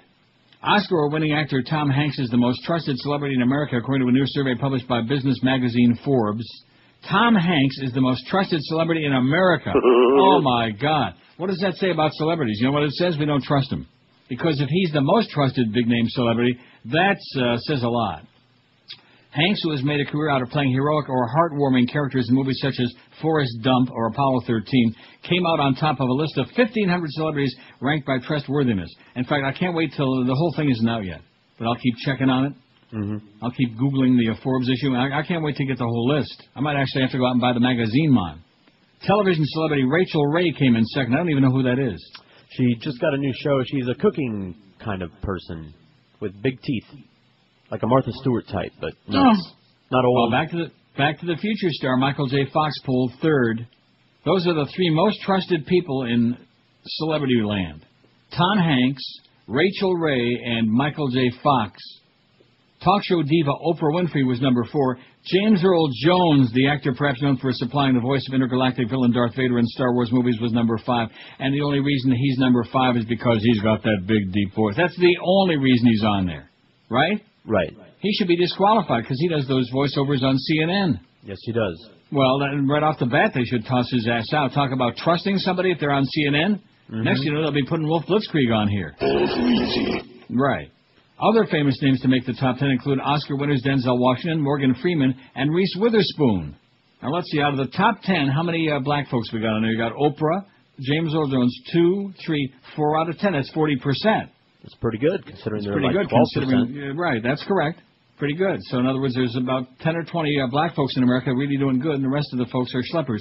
Ron Howard, who's also directed Hanks in several movies, including The Da Vinci Code, broke into the top 10. Ron Howard, boy, I sure trust him. Why? He's a ginger. A what? A ginger. Ginger? Red hair, freckles, you know. Oh. Mutant. I thought maybe he was kind of like, you know, Ginger Rogers. And oh, by the way, have a safe trip to Toronto. Ginger. Be safe. Ginger. Oh, boy. Those are the days, baby. There ain't nothing like it. We'll never hopefully go through all of that again. No information on the celebrities regarded as the least trustworthy in the poll has been released yet by the magazine. Oh, look at this. Satoshi Kanazawa, an evolutionary psychologist at the London School of Economics, told Forbes the list indicates the brain of modern man could not fully grasp the concept of mass media. The brain of common man could not fully grasp the concept of mass media. Instead, our brain assumes that we're still living in the small hunter-gatherer bands we lived in more than 10,000 years ago, he said. As a result, we assume any realistic images of human beings that we see repeatedly are real human beings. Our brain doesn't understand these are actors playing roles on a drama or sitcoms, and we act as if they're trusted friends. In other words, we don't know them from Adam, from Jesus, from Solomon. Right. From Moishi Pupik, we don't know them. And yet right away, because they're on television or in the movies or both, right away they're trusted. Oh, they're celebrities. They must be wonderful people. We trust in them. Based on what? Most of them are a bunch of drunken, philandering, whoring like that. Am I right? Yeah. And that's why we're jealous. Damn straight. 1,427 votes on the poll, man. I'm going to tell you. If Walter Winchell were still here today. The biggest names, the best talent. This is Neil Rogers, Sports Radio 560 QAM. You drudge packing? We're back with Steve Irwin at the Crocodile Hunter. I died. Houston, that's a great story. Houston, Texas. Hello. Hello, Steve. Hi. Did they really catch your death on film? Yes, you can get on the computer and people can actually see by video the horror and the brutality of my death. Los Angeles, hello. Good day, gentlemen. Hi. Listen, is it too soon to hit on Mrs. Crocodile Hunter? No, I don't think so. I don't think so. She is drop-dead gorgeous. Windsor, Ontario, hello. Hi, I just want to say that I love animals. Thank you. Very, very nice. No, I mean I love animals. Physically. Great. I think bestiality should be legal. Here, here. You would feel the same way. Absolutely, 100%. All right, Now, what about you, Larry? Have you ever made a zooty call? Sure. Flipper was an old friend of mine.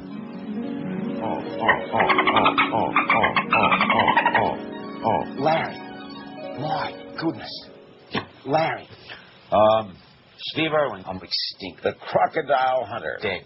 It's 11:31, 29 till noon at QAM. We got, what's his name? Mad Dog coming up at 2. How soon they forget. I almost said Mo. Sorry, Mad Dog. 1,437 votes. We got a shot at 1,500 by noon. At that point, I think I'm going to lay down for about 20 minutes, rest.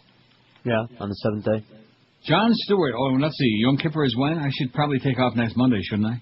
Yeah, Sunday at sundown. That means the holiday is Monday. I can't be working on Yom Kippur, can I? Let me take a look over there. They haven't got the next week's schedule yet, do they? No. I'm not going to do that to you. To make you work on Yom Kippur, that would be bad. That would be wrong, especially with their vacation coming up again so soon. Ooh, like I said, good idea.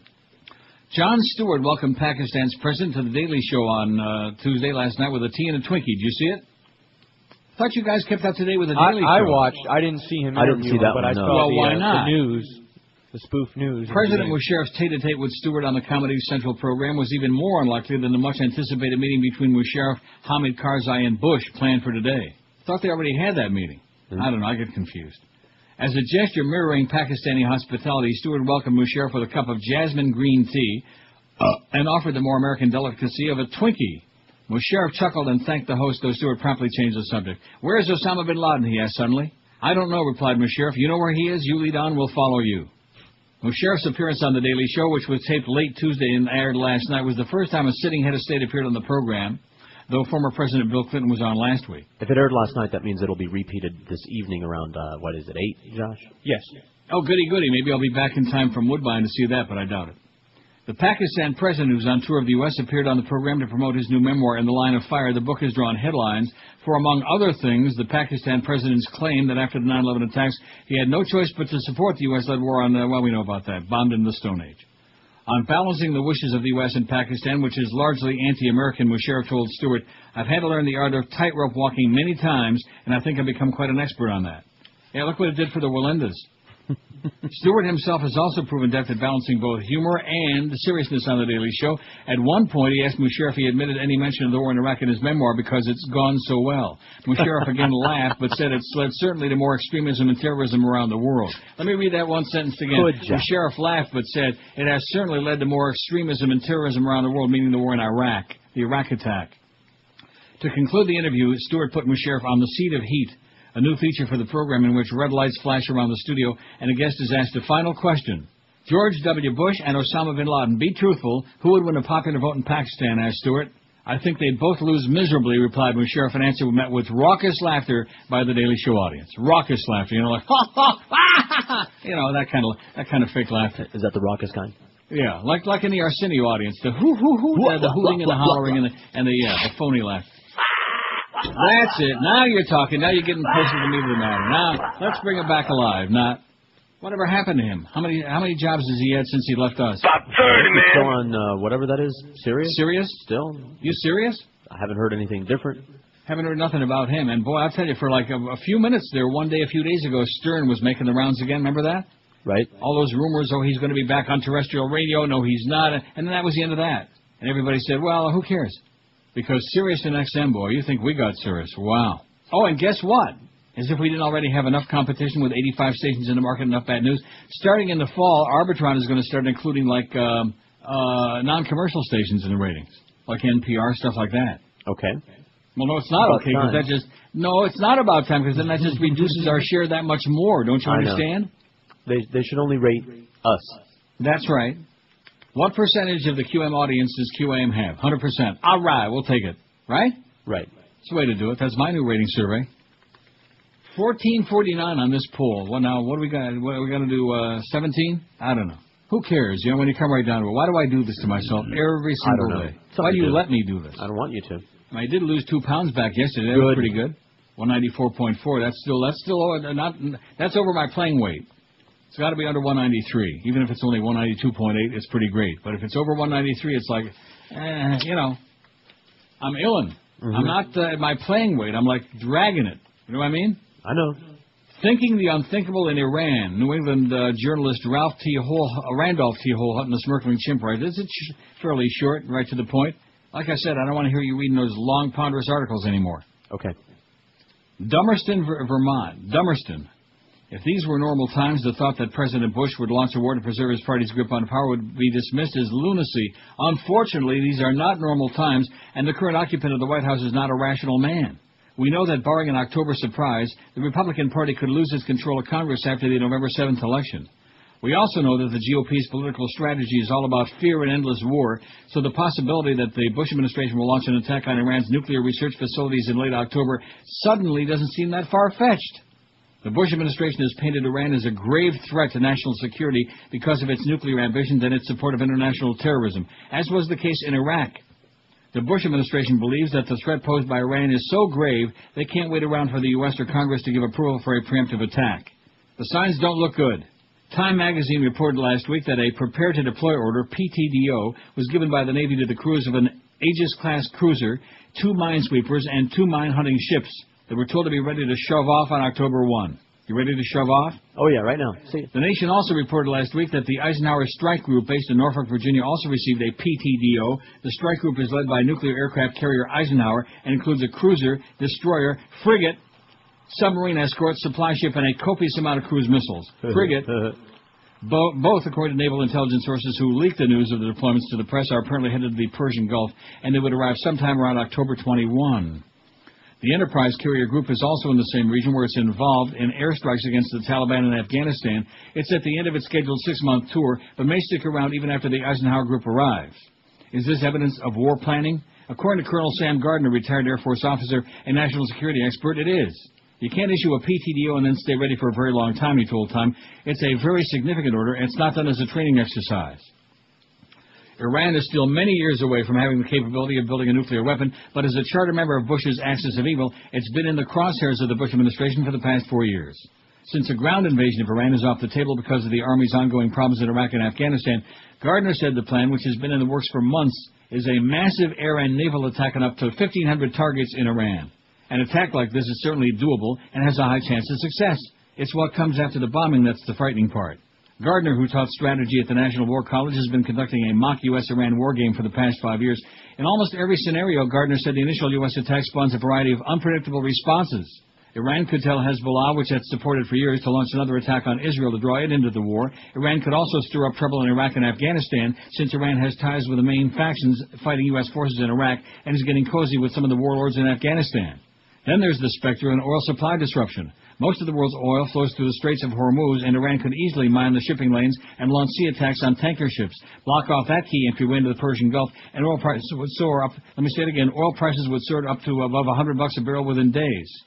In other words, Gardner said Iran would use every weapon at its disposal to retaliate, and the resulting chaos would also provoke more jihadist terror attacks around the world and galvanize support for terror groups like Hamas, Hezbollah, and Al-Qaeda. The Arab world would be solidly against the U.S., which would become even more isolated as anti-Americanism expands around the globe. So why would the Bush administration even contemplate bombing Iran if the probable outcome is global chaos? Why, with 2 unfinished wars in Iraq and Afghanistan, would it try for a third conflict with a country that would be more able to fight back in more different ways than the Iraqi insurgents or the Taliban? Why? Because we're dealing with a president who's still wedded to the idea that he can attack any nation he pleases. Our Constitution and international law means nothing to him. Domestic or global public opinion means nothing to him. The objections of many of this nation's military leaders mean nothing to him. We're faced with thinking about the unthinkable, knowing that we do not have a sober, prudent leader in the White House. The question is, can he be stopped from plunging the nation into a catastrophe that will be even worse than Iraq or Afghanistan? Now let's get to the good news. Oh, there isn't any? 1,471 votes. Like I said, we're going to be right on the precipice of 1,500 by noon. Boy, are the reporters there yet to cover this or what? Oh, yeah. Lined up. Any second now, I bet you Wolf Blitzkrieg is going to come barreling right through that door. The biggest names, the best talent. This is Neil Rogers, Sports Radio 560 AM. Lollipop, little boy? I still remember getting my first candy from my grandfather. It was Werther's Original, and I was 4. I remember it like it was only yesterday. Hey, Billy, let's play a game. What? Guess what I've got in my pocket? A piece of candy. Hey. Guarded by a snake. Right again. Grandpa, I don't want to play this game anymore. Okay, let's play Find the Candy in the Crevice. Oh, Grandpa, it always melts when you put it there. Yes, those games with Grandpa scarred me for life, which is why now that I'm the grandfather, I'm scarring a whole new generation with Werther's Original. Hey, Timmy, say hi to Wet Willie, the Werther's Wonder Worm. Oh, no, not the Wonder Worm. Werther's Original, giving children nightmares for over 60 years. 14 till noon at 560 WQM. Happy Wednesday to you. Don't forget, 2 weeks from Monday in the middays, Chris Moore and Joe Zagacki return with sports. All right. Oh, speaking of sports, here's the, you want to get the skinny on the TO thing, or at least what they're releasing now? Okay, sure. Well, I mean, we are on this station. Don't you think it's very important that we are obligated to give all the dope? We should do a news sound or do a news update or something like that. Oh. Here we go. No, I like this one better. This is CBS.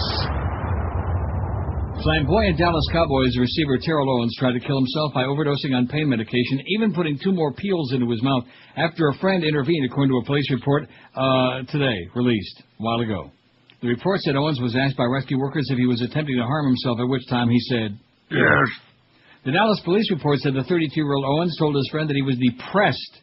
Police Lieutenant Rick Watson said during a brief news conference he could only confirm that paramedics called police to say they were taking Owens to the hospital. He said no more details would come from the police because no laws were broken. This is a high-profile person. We looked into it and we determined it is not a criminal offense. This is a medical type of situation that occurred, he said, and that's the end of that. That's why he was getting all bent out of shape there before. The friend who was not identified in the report noticed that his prescription pain medication was empty and observed Owens putting 2 pills in his mouth, the police report said. The friend attempted to pry them out with her fingers. and was then told by Owens that before this incident he'd taken only 5 of the 40 pain pills in the bottle he'd emptied. So in other words, there were like 35 left in there, and he like pulled them all. That's what he said. According to the police report, Dallas Fire and Rescue was called regarding someone attempting suicide by prescription pain medication. Officers arrived to try to find Owens being stabilized by ambulance workers, who then took him to Baylor University Medical Center. Doctors reportedly tried to induce vomiting. Bada beep, bada boop, bada bop. He broke the bone next to his right finger in the game a week ago Sunday, and they screwed a plate in his bone, and a plate in his head, and a plate in his rectum. And that's it. And why do we care about him? I don't. Don't care about him, and I sure don't care about Tony Snow. Strategy for combating terror. Oh, God, go away already. Go back to Fox, okay? Go spew your propaganda on Fox and get out of our face, you jackass. 1,494 votes. We're going over 1,500 by noon. There are going to be reporters there from USA Today, the Weekly Reader, the Weekly Standard. Bill Kristol's going to be knocking on the door, trying to blow the joint up. 1,494, can you believe that? How much do you usually listen to QM these days? Only the Neil Show, 812, 54.7%. That proves that we needed a sports show back in midday, right? That's right. How about those Panthers? Oh! Whatever that means. Well, it's sports. Listen less than I used to, 241, 16.2%. We're not pleased with that. And you are going to have to dissect all that and figure out, is that us they're listening to less? Is it the sports segments? Is it the morning show? Is it the, whatever it is? The Marlins? Boy, you people are brutal, man. They just... If they get any public money to build a stadium for that franchise, it's going to be one of the most egregious things ever done in history. Because nobody cares there. It would be like building a gigantic multi-million halava stand in the middle of Peoria, you know? Mm-hmm. What's the point?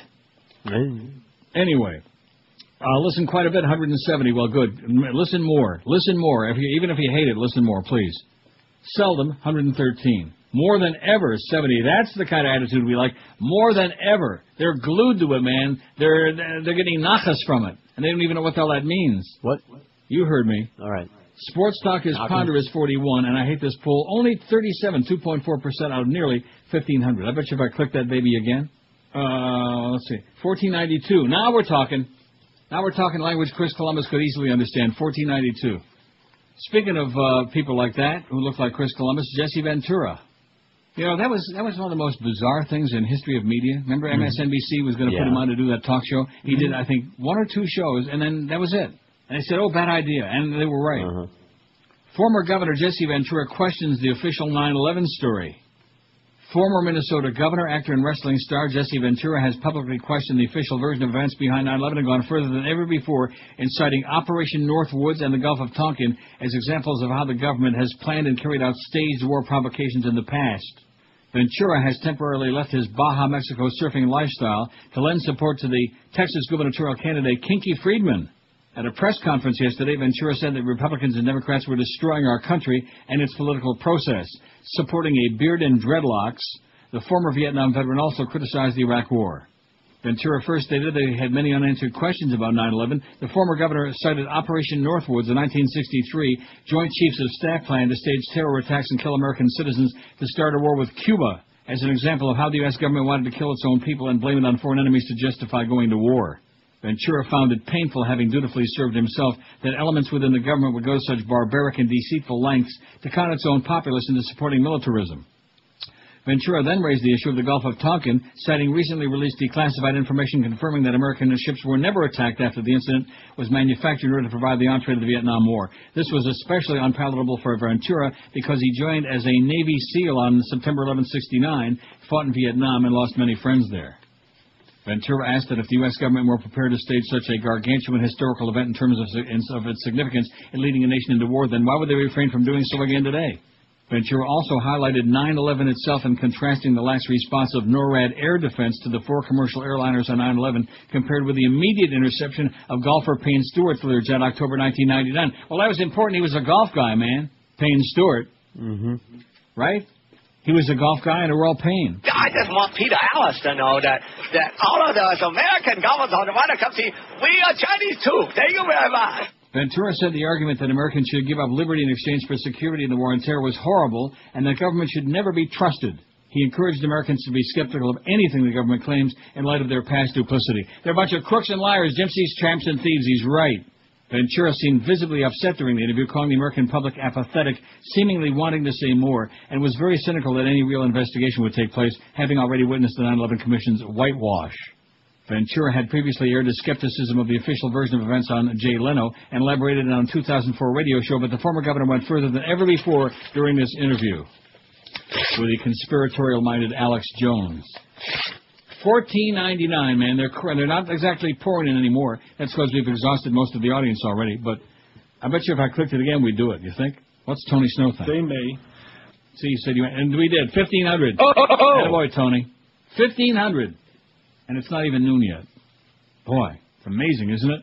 Mm-hmm. Not really. We started like 1:45 yesterday. What's the big simus with this, huh? Oh, was it It's called cheating. Don't forget to change the poll at 5 o'clock. I set myself a reminder on my Because I think it's phone. highly unlikely that I'm going to have another, that I'll be home before 5, like last Wednesday, have another one of those miracles at Woodbine. That was a miracle on ass. I'm not on ice, a miracle on ass. Sitting on your ass at a machine. Mm-hmm. Did 1,500 and 2,000 online on the same machine, baby, and flew out of that place. Just flew out of there. Like my ass was shot out of a cannon. I don't think that's going to happen again. Not today, anyway. But if it does, just like what happened to Josh last week, you go on there and say, okay, I'm ready to... Oh, that bastard changed it already. Damn it. Isn't that what you said, Josh? That's exactly what I said. Yeah. Try to do my job now to, like, pacify the old fart, and here it is. He done it. Well, how the hell am I supposed to know I'm going to be home by 5 o'clock? It's ridiculous. An Iraqi hotel owner told a court-martial yesterday that British soldiers relished beating him, making bets on whether they could knock him to the ground, and laughing when he complained. Ahmed Taha Musa al-Matiri said soldiers at a detention center in Basra, southern Iraq, took turns punching him and kicking him and his fellow civilian prisoners. They were celebrating beating us. It was like Christmas, he said. Mr. Materi said he had welcomed the British forces to Basra with flowers because he hated Saddam Hussein's regime. But after being beaten continuously over a 36-hour period, he concluded they were no different from Saddam. 4 British soldiers accused of abusing Iraqi prisoners and 3 officers charged with failing to make sure that detainees were not ill-treated. One of the detainees, hotel receptionist Baha Musa, died after being allegedly beaten at the detention center in September 2003. Mr. Materi is the first of the Iraqi civilians to give evidence. He said he had gone to the hotel in Basra after his brother phoned to say it had been raided by soldiers. When he arrived, it was surrounded by tanks and the hotel workers were lying on the floor of the reception area. He was also ordered to lie down, and the soldier began kicking him in the head. Mr. Materi said he glanced up at one point and saw the soldiers loading the hotel's money into sacks. A little later, he and the hotel workers were taken to a lavatory and deliberately splashed with water from the toilet bowl. And then it goes on about karate blows and all the beatings and stuff like that. And I think he wants the flowers back when you come right down to it. He wants the damn flowers back. And as far as bringing any candy, forget about it. The biggest names, the best talent. This is Neil Rogers, Sports Radio 560 QAM. This is Mark Morgan. It's the 12 to 1 hour on QAM. Right now my sex ain't bad. Marriage will mess up all the sex I have. Forget me trying to get her on her back. A wedding will ruin any chance in the sack. Cameron Bays, we both are loving our hot sex each day. So matrimony for us both, no way. 'Cause staying single guarantees I'm laid. Hey, Justin. You fairy. 1201 at 560 WQM. So Pete the board op has sent this pig report in on by fax. Pete, get a life, please. Too late. Let's see. Taft and hiatus in Pembroke Pines. That's so unusual. Yeah, I know. What a shock. Sheridan, East I-75, and west of Flamingo. And then it says... Yeah. End of the month, I Same reckon. old stuff. That's all I got to do in Pembroke Pines and Pembroke Lakes. More, pigs sitting on, especially Taft and hiatus. They got nothing else to do there. 1510 WMAX Boston. Or was that 1520 was WKBW in Buffalo, I believe. Am I right? I think so. I think 1510 was also something else. Roll call reports that a new nickname for Senator George Allen was overheard at a party recently. You're going to love this. Senator Makakowitz. Oh, boy. All right. It says it looks as though Senator Allen might be embracing his Jewish roots after all. You notice that after he finally admitted that his mother was part Jewish or whatever the hell the deal was, he said, but she still enjoyed making pork chops and ham sandwiches, crap like that, to make sure that, to pacify the Goyim. The senator long ago had scheduled a field hearing of the Senate Small Business and Entrepreneurship Committee for Monday, October 2nd, which is Yom Kippur. Last week, Allen moved the date to October 3rd to avoid conflict with the high holiday, according to the interest group involved in the hearing. He's Jewish, and Monday is Yom Kippur, explained Brian Slate, spokesman for the National Association of Women Business Owners, completely matter-of-factly to HOH.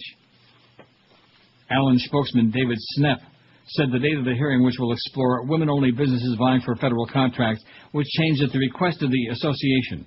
After reading about the blockbuster revelation that Allen is technically Jewish, the Deputy Executive Director of the Women's Business Association, Michelle Jerome, contacted Allen's staff to see if the senator would prefer delaying the hearing until after the holiest day of the year for Jews. How do you like that? We ran this explanation past Snepp, Allen's spokesman. He said if the group wanted to change the date of this field hearing in honor of the Jewish holiday, that is certainly appropriate. And Senator Allen is looking forward to the testimony the following day on how to get more women-owned businesses fairly represented in federal contacts after he ate several pork sandwiches on white bread with cheese and mayonnaise. God, he is just a drooling. You know something? I hate to say it, but he's what America's all about. Sure. Bigoted, nasty, narrow-minded, drooling Yahoo redneck. That's George Allen, and that's America, unfortunately. I hate to say that, because I know there's like about 50 people in the country who aren't like that. Or maybe not 50, maybe about 30, man. 30 people who aren't in that category. 1,516 votes, man. They are pouring in here. Now, do you realize that it's almost October? Yeah. And 6 weeks from yesterday's election day? And then we'll have that big election, and something will happen, you know? Something will happen. Something or nothing. Something either, you know, this way or that way, left or right or in between. And then what? Then what? Nothing. That's right. That's exactly right. I'm not talking people out of voting, of course. I'm quite the opposite. But the fact of the matter is that, it's just, which crooks do you like the best? It's like that question about, that Jon Stewart asked Musharraf, Bin Laden or Bush? And he said, neither, thank you. Dubai-based speaking of Osama Yamama, and a hell of a job Clinton and Bush did in getting them, right? Right. Dubai-based Al Arabiya Television yesterday quoted a Taliban official as saying Al-Qaeda leader Osama Yamama is alive and in good health. How do you like that? You fairy. The Arabic channel said its Pakistan bureau had received a call from the unnamed Taliban official a few days after a leaked French secret document said Saudi intelligence believed bin Laden died last month in Pakistan. The official said bin Laden was still alive and that reports that he is ill are not true, said Bakr Tiani, Al Arabiya's Islamabad correspondent. The Taliban checked with members who are close to Al-Qaeda. These reports are baseless. Bin Laden and his deputy Ayman the Payman al-Zawahiri are believed to be hiding in the border area between Afghanistan and Pakistan. He was last seen in a video statement aired to coincide with the November 2004 U.S. presidential elections. A report in the French regional daily East Republican last week quoted a document from the DGSE Foreign Intelligence Service saying the Saudi secret services were convinced bin Laden had died of typhoid. Saudi Arabia said on Sunday it had no evidence that bin Laden was dead. French Foreign Minister Philippe Douste-Blazy said that as far as he knew, the Saudi-born militant was still alive. And a partridge in a pear tree. And does it really make a difference? No. But there's some heavy-duty symbolism involved there, baby. 1520 WKBW in Buffalo. Joey Reynolds. Oh, boy. Stan Roberts. Who else was on that station? Russ the Moose, Syracuse. George Lorenz, the Hound Dog. WKBW. It was a great station once upon a time. Here's some good news. I told you there was good news out there. For those of you who do not wear the swastika on your forehead. A new poll on the senatorial race in Pennsylvania released today by the Quinnipiac University shows challenger Bob Casey Jr. leading incumbent paranoid lunatic Senator Rick Santorum by a margin of 12 points. This is an increase over a 6-point lead Casey had last month. 4% of voters indicated they support Green Party candidate Carl Romanelli, who has now been ordered dropped from the ballot because of an insufficient number of valid signatures on his nominating petitions. 5% of voters undecided. Senator Rick Santorum's comeback momentum has been stopped dead in the water. Santorum's attack ads against Casey have failed to spark voter support, and 50% of voters say the senator does not deserve re-election, said Clay Richards in a statement released with the poll and obtained by Raw Story. And if you eat that spinach, whatever you do, don't eat it raw. Don't eat it period, but especially don't eat it raw. And the spinach either. While Santorum enjoys the support of over 3/4 of Republicans, 77%, his opponent, son of a popular former governor, has the support of 85% of Democrats. 17% of voters said they still might change their mind before the elections. The majority of Casey's supporters, 55%, plan to vote for him mainly because he's running against Santorum. He could be running against, you see what I'm saying? Right. In other words, it could be a chicken running against Santorum, and they'd still vote for him because it wouldn't be Santorum. Nice going, all you Pennsylvania voters. Good choice. Get that fascist bastard out of there, that lunatic. Just look at him and you know, hey, that's a crazy person. Yeah, that's right. A maniac, a fetus hugger, an embryo licker. Yeah, so I guess we're supposed to care about this. This is another one of those stories I left out about Anna Nicole. I mean, the story about her son was tragic, you know. But about her having a baby, does anybody really care about that? No. Do you care about Anna Nicole having a baby? No. Although you did know that Howard Stern was the father. That's right. Howard K. Stern, that is, not to be confused with our friend Howard. An attorney representing former Playboy playmate and reality TV star Anna Nicole Smith said yesterday he is the father of her daughter born earlier this month in the Bahamas. Howard K. Stern adds that he plans to marry Nicole. Maybe Nicole Brown. You think? It's possible. She wouldn't resist. I know she wouldn't resist. Ann and I have been in a relationship. We love each other, and it's been going on for a very long time. And because of my relationship as a lawyer, we felt it was best to keep everything hidden, Howard K. Stern told CNN's Larry King Live. Stern said he and Smith are confident he is the father, and based on the timing of when the baby was born, there really is no doubt in either of our minds. No doubt. He's probably doing them, too. Entertainment reporter and photographer Larry Burkhead also claims to be the father of the girl named Danilyn Hope. Well, how do you like that? In a statement, Burkhead said Smith told him he is the child's father and that he's got proof in his pants. He said he accompanied Smith to doctor's appointments until a minor disagreement took place while she was pregnant. He also suggested a DNA test be conducted to determine, this is like a soap opera, to determine the child's paternity. He also made similar comments to Entertainment Tonight. In response to Burkhead, Stern said, I think first you have to look at what his motives are. If he honestly believed he was the father, based on when or the baby was born, he should have handled it appropriately, handled it through the proper channels, not through TV and through the media. Burkhead also has sent a slew of emails to Smith, Stern said, calling it just completely inappropriate. Anna's had problems with people going to the media in the past about her, and for that reason, most people around her, including myself, have signed confidentiality clauses that we won't go to the media about her, Stern said. I'm just very shocked at how he's handled this under the circumstances. Asked whether Smith and Burkhead had a relationship, Stern said she's never considered him her boyfriend. He wouldn't comment on whether she was intimate with Burkhead. Intimate. That means in other yes. words, intimate. The old in-out. Stern said he and Smith plan to marry at some point. Right now we have to somehow get through what we're going through, he said. The cause of Daniel Smith's death still hasn't been determined. Toxicology tests have been negative except for Lexapro, an antidepressant, but said there may have been other prescription medication in the system. How come O.J. didn't take a whole bunch of pills? Wouldn't that have been great? Oh, yeah. Instead of poor T.O., man. He never stole a freight train. He never killed anybody that we know of. But O.J., on the other hand, let's send him a whole bunch of pills. Just shove them down his throat. Piece of crap. Oh, you can't say that. QAM loves O.J. How could we forget? Mm-hmm. I won't. Something you could never, ever forget in a million years. You better write that down. Put that in the book. What's that? The O.J. book golf that you're tournament, that gonna whole write. episode? Yeah, that'll be another chapter. I don't want to relive it. I don't want to think about it. I don't want to smell it. I don't want to know from it. God. Bunch of lying, devious, game-playing, jock-sniffing, goofy idiots. But what about Greg and Screwan? And Sam? 1530, baby. See, now we're moving up the AM dial, and as we get further, I don't know any stations. Maybe WCKY in Kentucky somewhere. Where is that? Frankfort? Lexington? Louisville? Huh? Louisville? You never heard of WCKY? No. See, if you ever would have had the enjoyment of living up north and nighttime, listening to all those great 50,000 watts channels before you were born. Yeah. Well, I did live up University of Kentucky basketball, the Wildcats, that was on WCKY. 15-something. In fact, you know what? I'm gonna, even though I'm up against the thing here. WCKY. I'm Googling it. You ready? Ready. 1360. That's KAT's frequency. WCKY's 13. Well, that's only 160 megahertz away from 1520 or 30, whatever it was. 1360. You can knock me over with a feather on that. Now, were you ever over there on Bay Road, over there by on the beach? I have been. Sure. See the old KAT tower sitting there? I guess. Right next to the building? I didn't point it and go, hey, look, there's that old... There's that KAT tower, man. Catch the cat. There it is. There's Eucola Katzenstein. There's that ugly picture of Frank Katzenstein, and the eyes are still moving around. The biggest names of the best There's talent. the bird bath. This is Neil Rogers. And the old Sports piano. Radio 560 QAM. Not that you have to suck.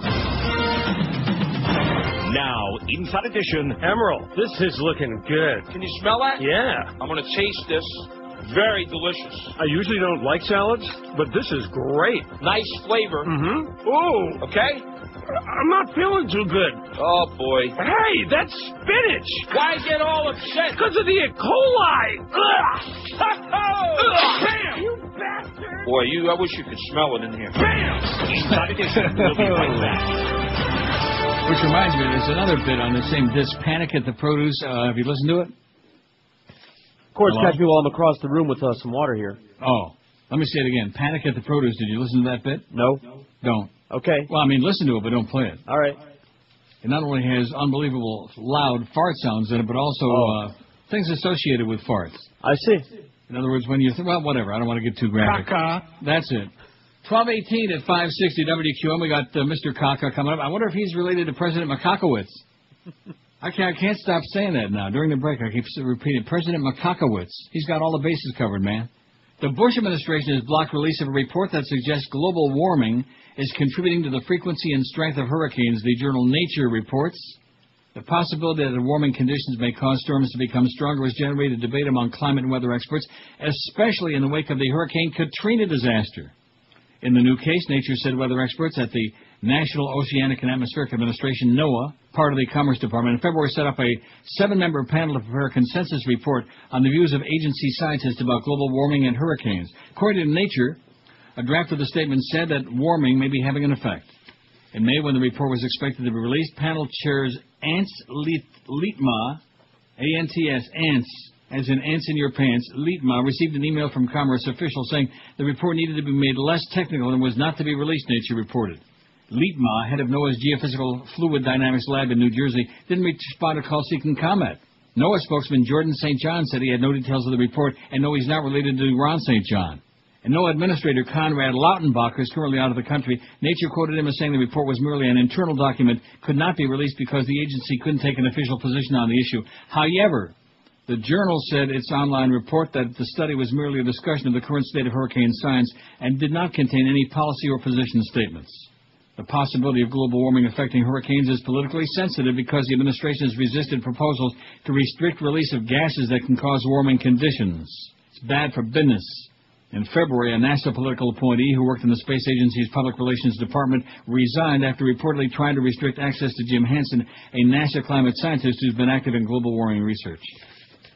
Yeah, they don't want to play Butch Boss, but if you start interfering with all their plans and all their big money, they're going to make you dead, you know?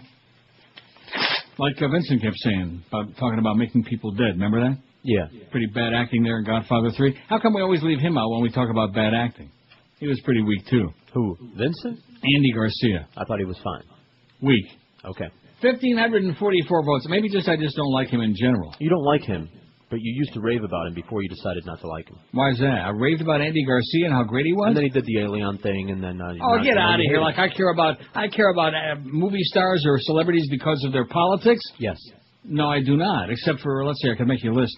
No, I agree with George Clooney's politics, and I think he's an a-hole. I can't stand him. Right. I can't stomach him. No, the other way around. What do you mean by that? In other words, it wasn't the politics thing, it was the ethnic thing. So in other words, because he's Cuban, I don't like him. What about Rocky Echeverria? No, because he did a professional Cuban thing. Oh. Well, no, I didn't like that. Right. But how about Gloria Estefan? Right. She was there too, grandstanding. I you always hated her. Before, that's correct. At least I'm consistent. Before she ever even knew about Elianito, huh? Right. The abuelas. 1,550 votes. We're going to have 16. I think we're doing 1,700 today, and then we're going to be really dangerous. I don't care if we started it 7 weeks ago, Sukkot, man. 1,700 votes on a stupid-ass poll on this stupid-ass show on this stupid-ass station. That is really kicking some big, fat-ass old style. Am I right? Yep. Ancient style. Speaking of Alien, I was looking at some of the polls we did back then. Mm-hmm. Why? I can't... Huh? Why? No, because I was looking for the numbers of votes. I don't care about the... You think I care about the issue anymore? No. Come on. Boy, talk about getting over it. History. Boy, you're looking back at... Although I tell you, I wonder if the fisherman's still in the closet. New York City eyes ban on restaurant trans fats. 3 years after the city banned smoking in restaurants, health officials are talking about prohibiting something they say is almost as bad, artificial trans fatty acids, and they are absolutely correct. Trans fats are killers, baby. Don't eat them, unless they're in ice cream, which is really good. There's a little bit of a... You know something? I found out there's like a little trans fats in...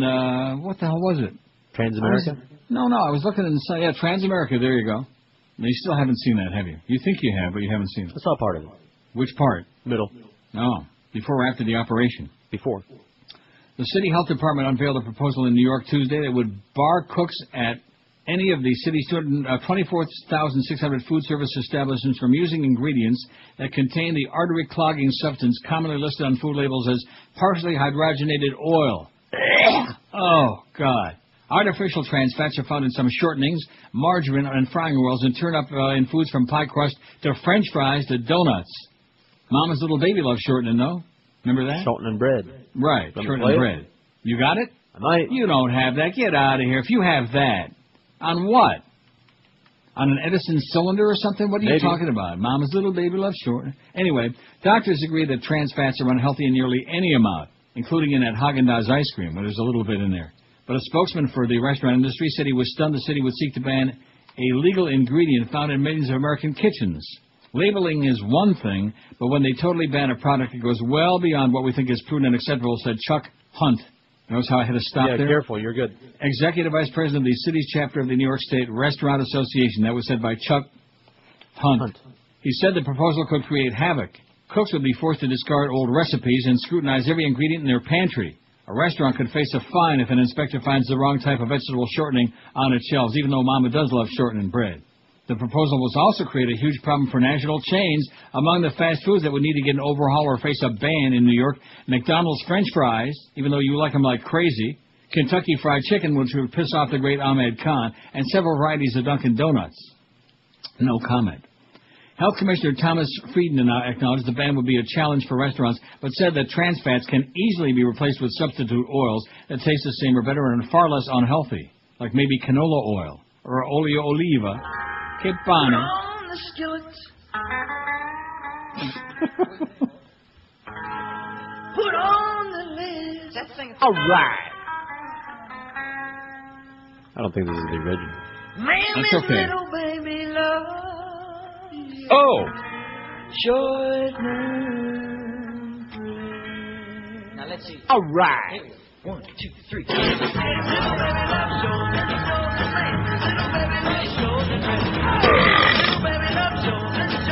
Okay.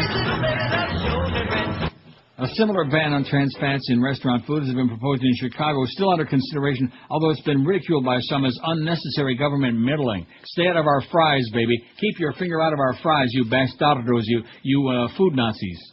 The latest version of the Chicago plan would apply only to companies with annual revenues of more than $20 million, a provision aimed exclusively at fast food giants. A few companies have moved to eliminate trans fats on their own. Wendy's announced in August it switched to a new cooking oil that contains no trans fatty acids. Always liked Wendy's, and still do. And like Dave Thomas, even though he's in the ground. Crisco now sells a shortening that contains 0 trans fats. I bet you Duff will be glad to hear about that. He's a big Crisco man. Is he? And Frito-Lay removed trans fats from its Doritos and Cheetos. Kraft took trans fats out of Oreos in spite of the fact that George hates Kraft like poison. Yes. Probably got force-fed too much mac and cheese as a child. I like mac and cheese. No. How about macking on Jesus? How about macking on cheeses? McDonald's began using a trans fat free cooking oil in Denmark after that country banned artificial trans fats in processed foods. Has yet to do so in the U.S., eh? In other words, they could do it. They just haven't got enough pressure yet. And that's because idiots like you are busy eating, sucking up that trans fat. It's going to clog your arteries, baby. Your CRP is going to be 8 million. Not soon enough. Your C-reactive protein. See, isn't it amazing I know about crap like that? Because my CRP is good. Your crap? Amazing for a fat old slob like me. My arteries are as clean as a whistle. How is that possible? You know what it's called? It's called good genes. It's called blind luck. Good genes. 1,563 votes on the poll. Call up Joel and tell him about it. He'll be impressed. Biggest names, the best By the way, nice group month in there, Joel. Rogers, Won't happen Sports again. Radio 560 QAM.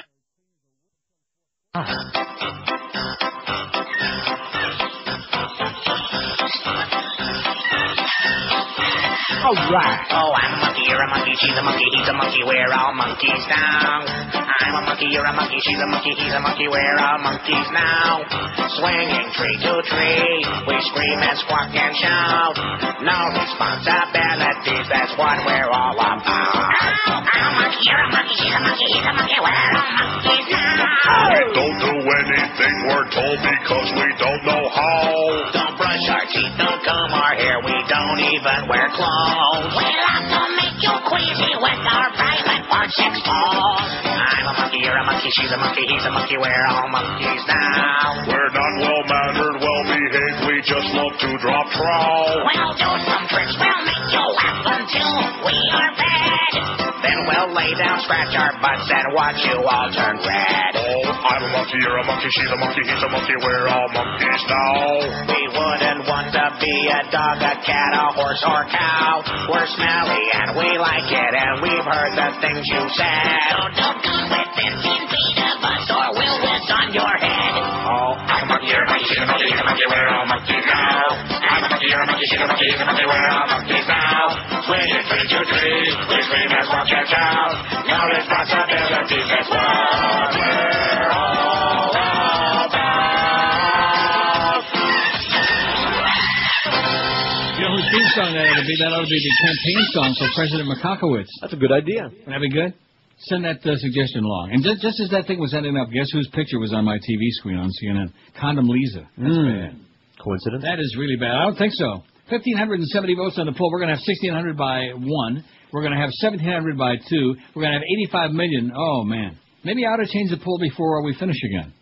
Wouldn't that be Why good? not? Then I won't have to change it That's later. right. Then you won't have to worry about all that pressure, that added pressure of having an assignment to do. Like, oh, gee, you forgot. Like it would make a difference, No okay? biggie. I can do it from my phone. There you go. And so We do could this you. just for fun. If the poll gets on there, fine. And if not, who cares?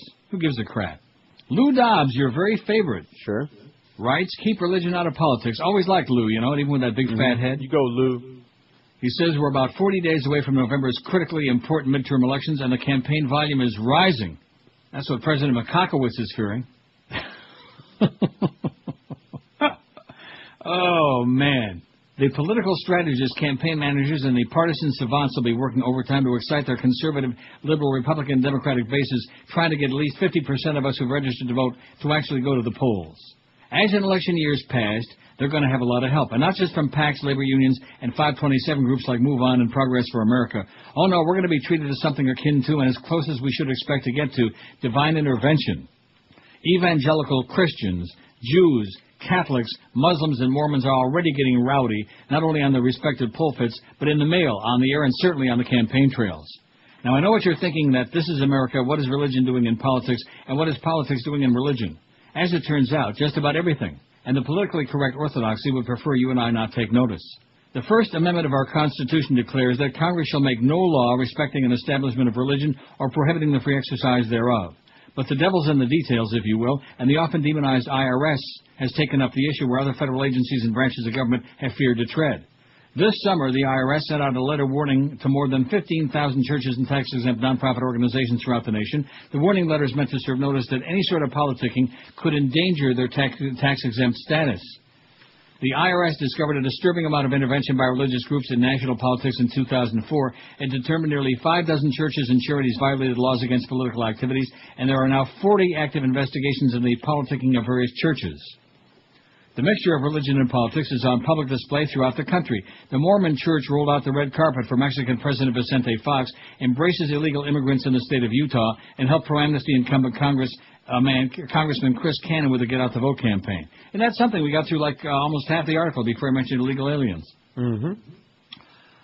Apparently nobody in the federal government is too concerned that the Catholic Church has repeatedly lobbied on behalf of millions of illegal aliens and their supporters for wholesale amnesty and open borders. Until the Supreme Court ordered him to, the head of the LA Archdiocese, Cardinal Roger Mahoney, didn't think he should cooperate with the law when it came to divulging information on priests accused of pedophilia, and he believes it entirely correct to encourage his parishioners to civil disobedience in the case of legislation that secures our borders and punishes those who cross them illegally.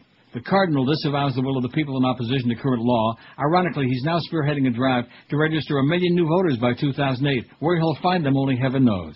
Great song by the Grassroots, Heaven Knows. The roll, you don't have to play it. Okay. Well, I don't dare mention anything about a song, because then before you know it, Mama's eating shortbread and stuff like that. The role of religion in politics and the role of politics and religion in this country has never deserved more attention and merited more intense examination than now. Religion is dominant in the lives of most Americans, says Lou. The latest Gallup poll reveals that nearly 2/3 of us are members of a church or synagogue, and about 1/3 of us attend church or synagogue at least once a week. Oh, yeah. Surveys show as many as 250 million Americans are Christians, and 70 million of us describe ourselves as evangelicals. Clearly, Christian Americans could dominate our political system, and many argue that the outcome of the 2004 presidential election was determined by Catholic voters who shunned Catholic candidate Senator John Kerry and bolstered born-again President George W. Bush, 52 to 47% alleged. What is the constitutional and appropriate role of religion in our political lives? Reverend Barry Lynn of Americans United for Separation of Church and State says there are definite limits. What houses of worship cannot do under federal law is to endorse or oppose candidates for public office. They may not use their resources to intervene in a particular race. Houses of worship cannot become cogs in anyone's political machine. But isn't that exactly what's happening today, Lou asks? Some churches and nonprofits have become extensions of both Democratic and Republican political message machines at the local and national level. The intrusion of religion into our political lives, in my opinion, should be rejected in the same fashion that we constitutionally guarantee government will not interfere with religion. The issue is far too important to be left to the sole judgment of the IRS, and it's time for all of us to examine closely, both in our communities and in our Congress, just what separation of church and state really means to us and the nation, says Farbissen Lou Dobbs. How do you like that? And he only mentioned those damn illegal aliens 3 or 4 times. That's a record. Boy, Lou. I like him just fine. Those beaners. Of course, he had to take a good shot of Vicente Fox, too, you know. Oh, yeah. Undeservedly so. Of course, he's gone now anyway. They got that new bogus elected president there. Yeah. Talk about a country where corruption is a king and queen and prince and princess. Mexico. Unbelievable. Just ask Dog the Bounty Hunter a thing or two about that. Oh, yeah. Filth. How's Dog doing? How's he doing what? I don't know. You get his get out of jail card yet or what? Well, we hear a little bit about that, and then we never hear any more about it. Right, all of a sudden. So I'm not up to date. Oh, and neither am I. Well, Google it maybe, or not. I don't want to hear about him. He's on A&E every 5 minutes. 1580, baby. 1580 on the AM dial. Isn't that about where that fan used to be? Or was that 50? That was 1980, wasn't it? You're asking me? 2560? Hey, you ought to know, man. They had really important sports people on there like silly Jim Barry. You fairy. And Mortestes Destrada. Everybody. You know what this reminds me of? Every little kid wants to be a sportscaster. You know, like 9 out of 10 at one point in their life. Oh, and I want to be a sport. You know, every kid who's into sports wants to be a sports announcer. Okay. And then they grow up, and then Daddy's got a lot of money, and now they want to have a sports station. They want to be a sports mogul like Greg Reed, you know, a sports big shot, and make the big deals, the wheeling and dealing with the franchises, and you know, throw away millions of dollars of somebody else's money. Man, it's sad is what it is. Hey, but I like it a lot, though, don't you? I know George is listening more and more these days. He finds it very entertaining. Wants to hear about the game, man. The game, the fight, the tournament, the poker tournament, the Mahjong challenge, the shuffleboard tourney, 20 till 1 at QM. I'm sure that Mad Dog will be talking about the Sunrise Lakes shuffleboard tournaments coming up tonight. First round. Seymour Makakowicz, I hear, is leading last count. President Makakowicz. Oh, man, it is so sweet. It is so sweet to see the big spotlight in the sky shine on bigoted, narrow-minded, drooling yahoos like George Allen. You know, his father was a crazy person. He was the coach of the Washington Redskins, you know, for 100 years. I did not before know Josh was born. And he was so intense that, I mean, they used to talk about what a lunatic he was. That's all he knew was football. And on the sideline, before every play, he would, lick his thumb. That's the one thing I remember about George Allen, is he would lick his thumb. You know what that means? No. I don't either. I have no idea. But maybe you want to do a study on it. No. 19 to 1 at QM. I've been telling you about Dry Concepts for 20 years because I've used them in my homes for that long. In fact, over 21 years they've been doing a spectacular job making my carpets in a variety of homes look just like I had brand new laid right on the floor. And don't forget, even worse than your sink, your carpets are a collector of germs and schmutz. Just because you can't see the dirt and mold in your carpet doesn't mean it's not in there. Trust me when I tell you, it's in there. In South Florida, we tend to go long periods of time without opening the windows, which really breeds even worse, more unhealthy conditions. More reason to dry clean your carpets on a regular basis. And don't forget, your carpets will stay cleaner longer because they last longer as well, and the other way around. It comes out softer. The colors come out looking brighter, and your house smells lemony fresh to top it all off. Dry Concepts has even got a plan to make frequent cleaning easy at a fraction of the cost of regular cleaning. And as far as cost is concerned, don't forget that they give you a written guaranteed price up front before they start doing their unbeatable job. I wouldn't dream of calling anybody else, neither should you. In Broward, call Dry Concepts at 954-370-7778. That's 954-370-7778. In Dade or Palm Beach, call them toll-free, 1-800-248-5071. That's 1-800-248-5071. Be sure and tell them that old Neil told you to call Dry Concepts. The biggest names, the best talent. This is Neil Rogers, Sports Radio 560 QAM. That's the honey, Junior. I'll show you. I'm going to blow it all up. You're not going to blow me up. I'm going to blow you up. We're going to blow things up.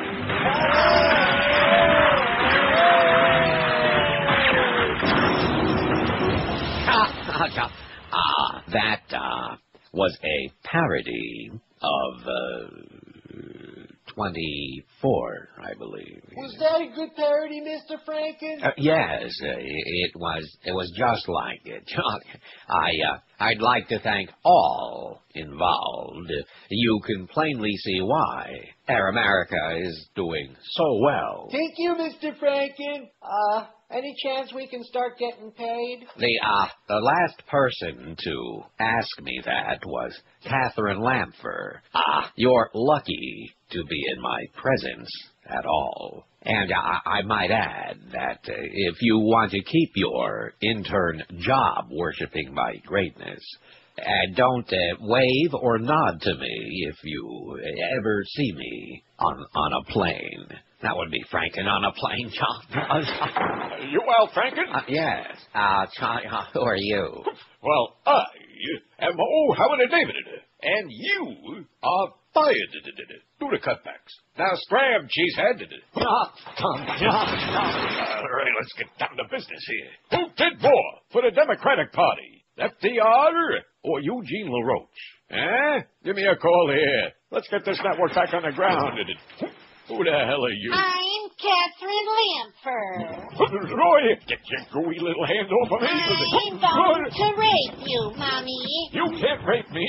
You're a gargoyle. That doesn't make any sense. No, you're right. It don't make sense. No. Hey, you want to end it like a national comedy bit? Oh, you mean like when they... Yeah, like that. Just like that.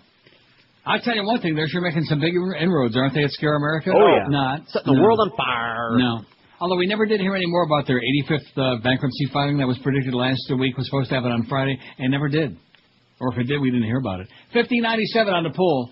If we get to 1700, man, it is going to be, although I don't think so. I think I'm going to chop it off about 1:45, and the poll too. Oh, okay. I'm going to chop off my poll right on the air. Speaking of what Lou Dobbs is writing about, here we go with more of this, man. The Farbissen, they're crazy. All the Getschkis. Berlin, of all places. Man, what a great city.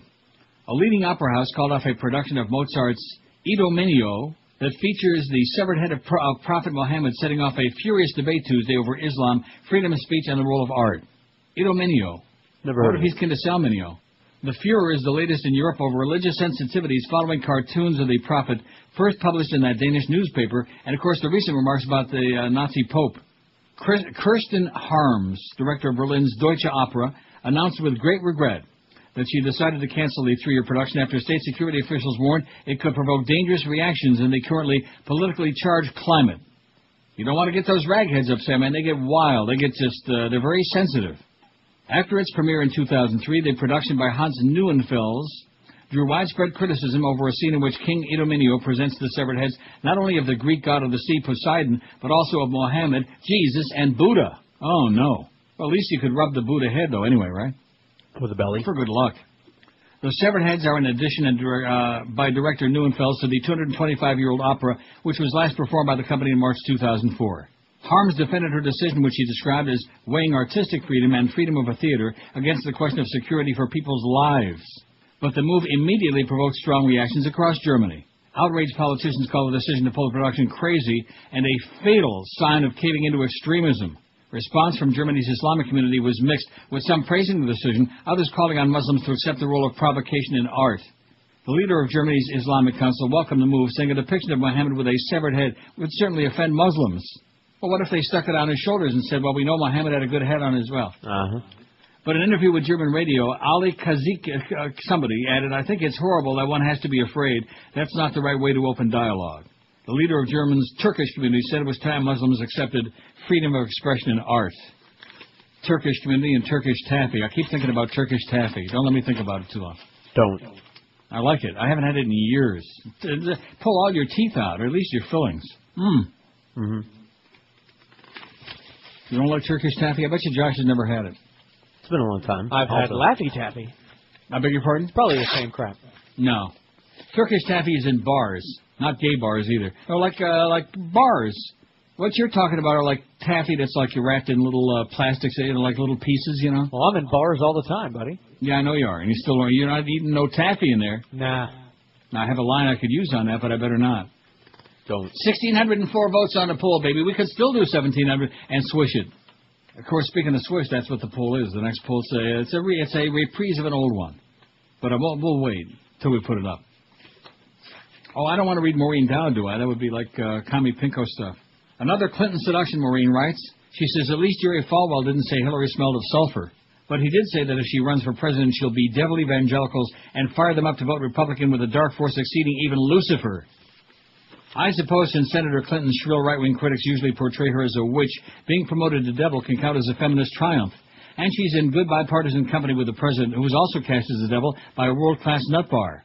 Hillary is morphing from workhorse back to showhorse, paving the way for her historic presidential race with a series of big policy speeches, and she's taking on the other dynasty more energetically. I'm certain that if my husband and his security team had been shown a classified report titled Bin Laden Determined to Attack Inside the U.S., he would have taken it more seriously than history suggests it was taken by our current president and his national security team, she crisply told reporters on Capitol Hill yesterday, with a real hussy. 40 years after feminism brashly burst forth, female leaders are struggling to figure out how to blend sexuality and strength in a way that won't backfire. Consider Hewlett-Packard, the progressive Silicon Valley company. Carly Fiorina was fired as chairman and chief executive after a stereotypically alpha male reign, while Patricia Dunn lost her job as chairman after she used what some critics call stereotypical mean girl subterfuge to spy on male board members instead of confronting them directly over leaks. Hillary is also trying different methods, searching for the key that would allow her to break into the ultimate mahogany-paneled men's club at 1600 Penn. She'll try to get back to the West Wing based not on what she's done in the Senate, but on how she's done it. She's been like a silent film star, lacking a voice in this chilling time when the Bush administration has photoshopped the Constitution, portrayed critics as traitors, and spurred terrorism with a misconceived and mismanaged war in Iraq. Explaining why she hadn't taken any unpopular stances and championed no big ideas, Hillary answered Joshua Green more like diva than devil in the upcoming cover story for Atlantic Monthly. Everything I do carries political risk because nobody gets the scrutiny I get, she said. It's not like I have any margin for error whatsoever. She has transformed her method from bulldozing alpha in the White House, high-handed, unilateral, and insensitive on health care, to coalition-building gamma in Congress.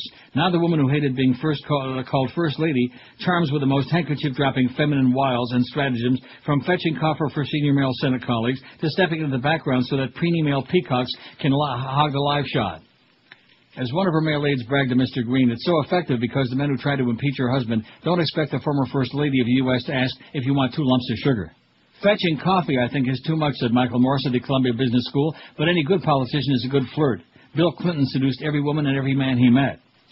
One Hillary aide recently crowed to me about the surprising number of her male colleagues who have crushes on her, and the Reverend Falwell may have missed her bonding with conservative lawmakers at Hill prayer breakfasts.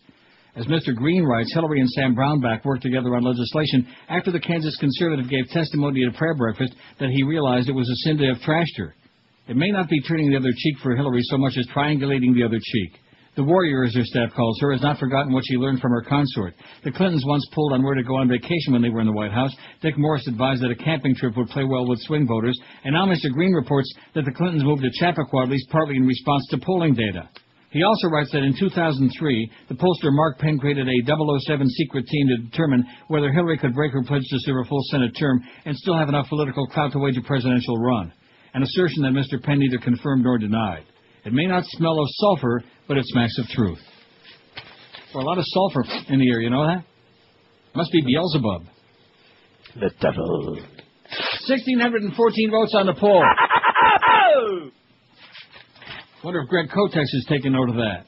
When it comes to polls, baby, we know how to diddle with them. Oh, here's a joke. Oh, my God. Do I dare read this?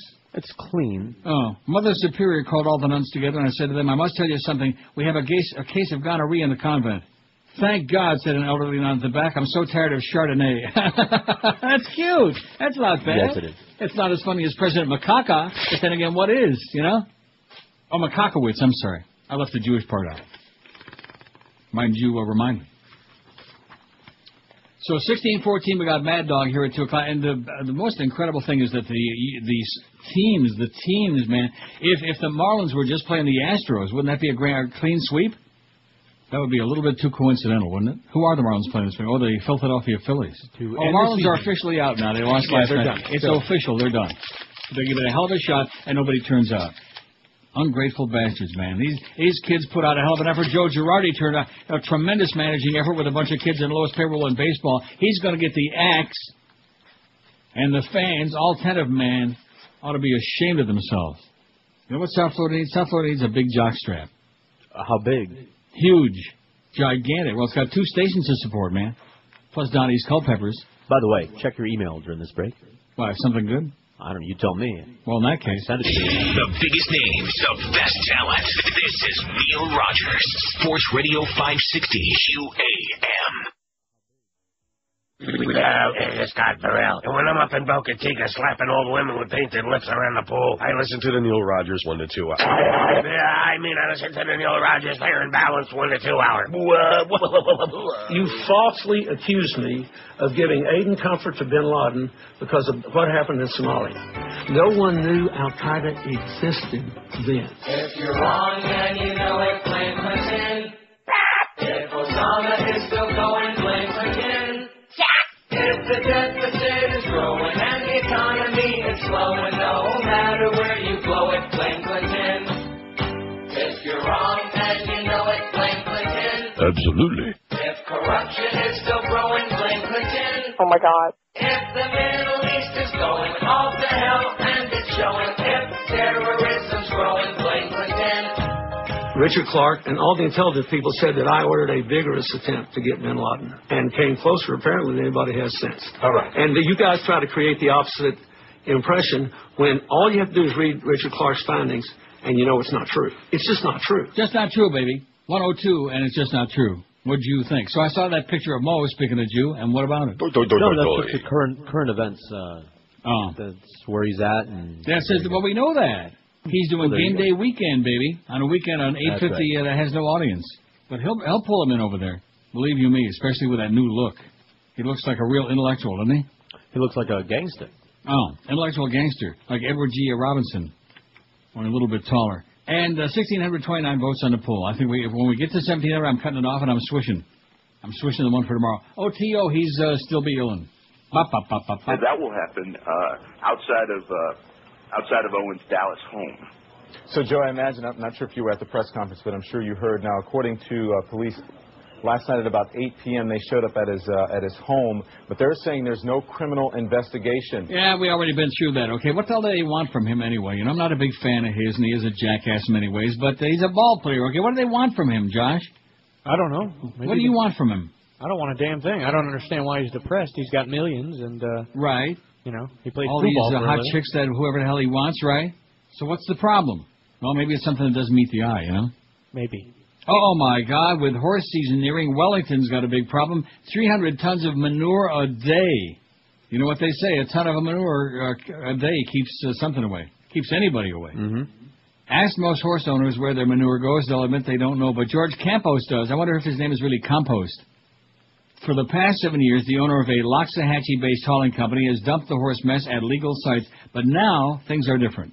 When the county shut down the last dump site in April for violations, Campos began dropping off manure to tree farms, nurseries, and homeowners who use it for compost. See? Compost brings compost. All right. Now horse season and the 300 tons of manure a day that come with it is just around the corner. Oh, yeah, I thought it was something. There's all this manure coming this season and nowhere to take it. He said there's no official dump site. It's a big problem.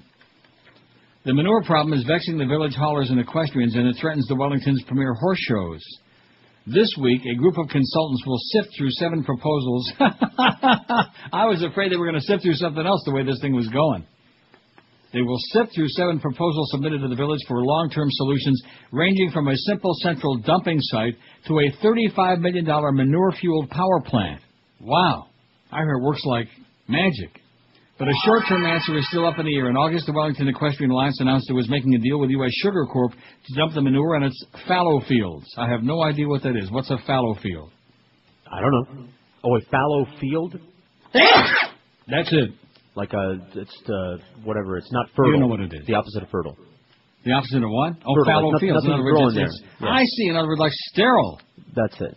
That deal is still in the works, but manure haulers say if they must drive an hour out to the company's Clewiston fields, it'll cost too much, even if they are fallow, and they're kind of shallow. Stadium Jumping, Inc., the company that puts on the shows, must submit a manure plan to the state environmental regulators by July 31st or risk fines of up to $10,000 a day. Boy, I think they ought to impose the same thing on Joel Feinberg, because when it comes to dispensing manure, Wellington got into trouble a few years ago when rainfall caused phosphorus, a plant nutrient, to leach from manure and into canals flowing into the Everglades. The phosphorus encouraged the growth of invasive cattails, which choke out native Everglades vegetation. Invasive cattails. So the village got tough creating regulations on how manure could be stored and hauled, but when the county shut down the last composting site last spring, after its piles climbed to 30 feet. About 30, man. Wellington's haulers ran out of places to legally dispose of the manure. The village has solicited proposals, but they probably won't come before the council for months. Time is of the essence, though. In November, thousands of equestrians will bring their horses to the village, adding pressure to Stadium Jumping's deadline next summer with state environmental regulators. A spokesman from Phelps Media Group, which represents Stadium Jumping, said the company is considering buying manure compactors and having the droppings shipped out. When in doubt, ship that Schmidt out. Careful how you say that. Mm-hmm. One of the proposals is to build a $6 million manure-burning power plant that could power about 300 homes. Might smell a little bit bad, but, oh, man, what power. That goes on and on about manure. I think it's perfect for us, don't you? Sure. That's the slogan of that company. We know our crap. In fact, that should be our slogan out in front. Let's see, Terrell Owens. We know about Terrell Owens. We don't want to do any more about that, do we? We have enough about him? Yeah. Took a lot of pills. He's still alive. They made him puke his guts out, and that's it.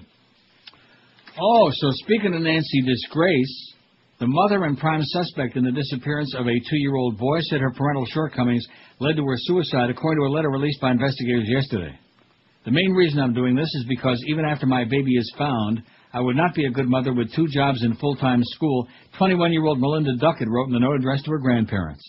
A shorter note, also released yesterday, was addressed to her parents, asked them not to bother trying to understand her.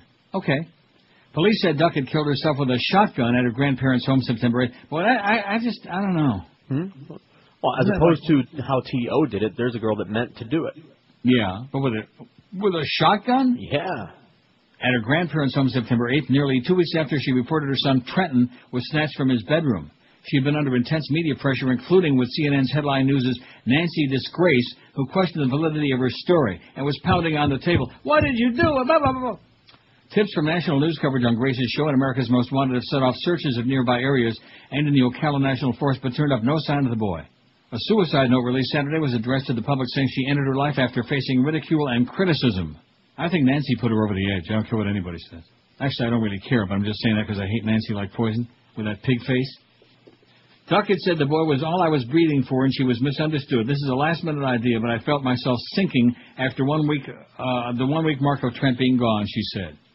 Duckett told police she went to check on Trent in his bedroom August 27th and found an empty crib and a 10-inch cut in the window screen above it. I bet you John Mark Card on it. Authorities narrowed their focus on Duckett after finding some of Trenton's toys, photos, and a sonogram photo in a trash bin in her apartment complex the day after he was reported missing. The day before Duckett shot herself, she had a contentious interview with Grace. Grace and her guest criticized the mother for refusing to disclose her whereabouts before Trenton disappeared. Come on, friend. Grace released a 2-sentence statement Tuesday through a spokeswoman saying, Ms. Duckett's notes do not change what should be everyone's top priority, helping find Trenton Duckett and bring him home safe and sound if that's still possible. That's our show's focus now, as it's been from day one of this sad and painful case, and we intend to stay the course, friend. That's what she said. You know, Nancy? Lovely Nancy. Yeah. Hey, Nancy. Duckett, too late. Tried to tell Nancy to duck it. She ducked too late. What a shame. 1637. Aren't you excited that we're going to get to 1700 and then we'll still have time to switch the poll to that bag poll? Sure, for why not? Well, listen, at least if I do it, I know it's going to get done. You That's right. I have no doubts that come, 5, 6, whenever the mood struck you, that you'd look at your wrist and say, oh, gee, I better, I have no doubt about that. Well, I set the calendar on my phone. Did you really? Yeah. Well, forget about it. All right. I'll take care of it now, soon, very soon. A new wide-field survey of the sky has made its first major discovery, 2 planets orbiting far-distant stars. Oh, my God. The Super WASP project uses camera lenses and super-sensitive detectors to monitor stars for tiny dips in light that might betray a passing planet. Is this exciting or what? Mm-hmm. The UK-led project identified a number of suspects and then handed the data to a French observatory for checking. It used an instrument to analyze the light from the stars in detail and confirm the presence of the planets. To get to these two, we had to survey about 1.1 million stars and then go through several stages of filtering. It's like a bit of panning for gold, Professor Andrew Collier Cameron from University of St. Andrews told BBC News. The two extrasolar planets, now known as WASP-1b and WASP-2b, are in the constellations of Andromeda and Delphinus. To be or not to be? That's what President Makakowicz wants to know. One is about 1,000 light years from Earth. The other is about half that distance. They're what astronomers call hot Jupiters. Oh, I thought that was that thing in Wellington called Hot Schmidt. Very large planets like the gas giants in our own solar system, but orbiting much closer to their own parent stars. Whilst our Jupiter, this must be from the BBC, it is. Whilst our Jupiter is almost 700 million kilometers from the Sun and takes some 12 years to complete an orbit, these planets are just a few kilometers from their stars, take only a couple of days to complete an orbit. This makes them extremely hot. Not as hot as James Franco, but close. Indeed, scientists think that of the 200 or so extrasolar planets detected to date, these may be among the hottest of the lot. WASP-1b's temperature is estimated to be over 1,800 degrees Celsius. That's over 3,300 degrees Fahrenheit. Wow. Even what's her name? Joyce's Rectum. ain't that hot. Is that incredible? Incredible. That's bad. So Pluto's out. We got WASPs are coming in. That's because the new president's going to be named Makakowicz. He's going to let all the WASPs in. 1644. I'm just keeping my eye on it. As soon as we get to about 1700, I'm switching the pool. Aye. Is that okay? Have your permission? Well, we don't want to set the bar too high. I keep telling you that. If you set the bar too high, Danny DeVito can't get a drink. Got to keep topping yourself. Yeah, right. That's try what the that? British say. 12 minutes after 1 at 560 WQM. Isn't it time you took the stress and worry and source out of last-minute hurricane preparation? Every time the big storms come, man, there are a whole bunch of people get caught with their windows and shutters down. The Hurricane Shutter Outlet manufactures easy-to-use accordion shutters, and believe me, you ought to call them. And now they provide expert installation if you like, too. Call 954-237-7083. They feature roll-downs, accordions, and panels, too. Just let our friends at the Hurricane Shutter Outlet custom make, even install the shutters for you. Call 954-237-7083 right now and get on your way to top-notch protection. The Hurricane Shutter Outlet is family-owned and operated. They've been around for a long time doing it right. They're licensed, insured, and Dave Broward and Palm Beach approved as well. They stock all sizes of clear polycarbonate hurricane panels and aluminum panels, cut to your specifications and ready for pickup or delivery right to you. And like I said, they'll even install them for you, too. The public and all contractors welcome. Major credit cards accepted. And don't forget, mention my name, because if you tell them that Neil sent you by, you'll get a $100 discount off a minimum order 350 square feet. What's not to like? The Hurricane Shutter Outlet. Call 954-237-7083. That's 954-237-7083. Or on the web, it's HurricaneShutterOutlet.com. The biggest names, the best talent. This is Neil Rogers. Sports Radio 560 QAM.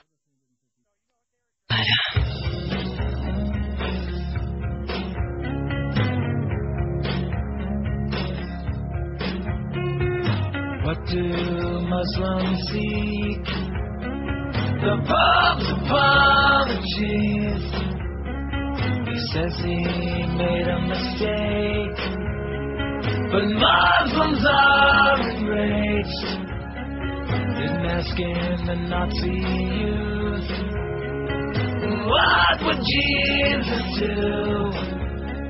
So what else can the Pope be but all apologies? It was dumb, and now look what it's become. Pope Benedict got him in a bed. Quickly, is he crazy?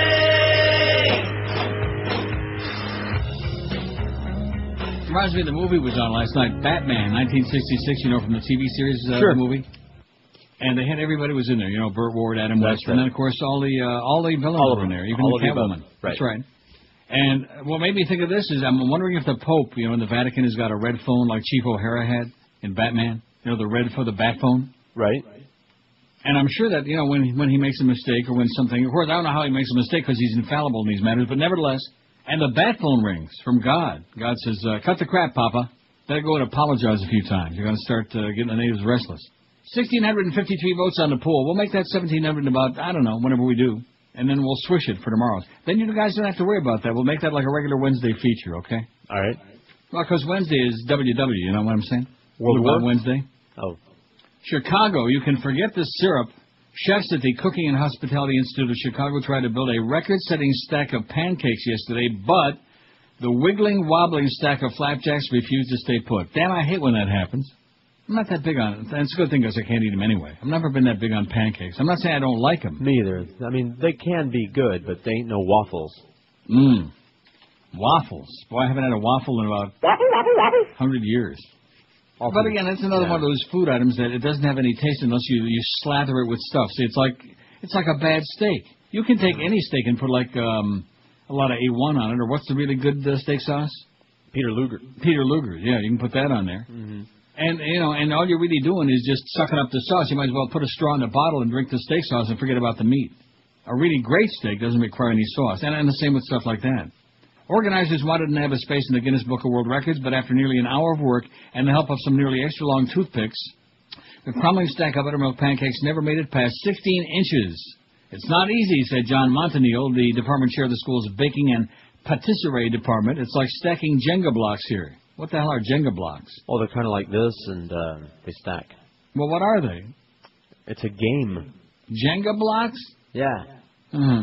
The tallest recorded pancake stack was made in France in 2003 and measured 27.5 inches tall. That's over 2 feet, said Lynn Photius, a spokeswoman for Disney on Ice, which co-sponsored the event with a culinary school. That tower used 980 pancakes.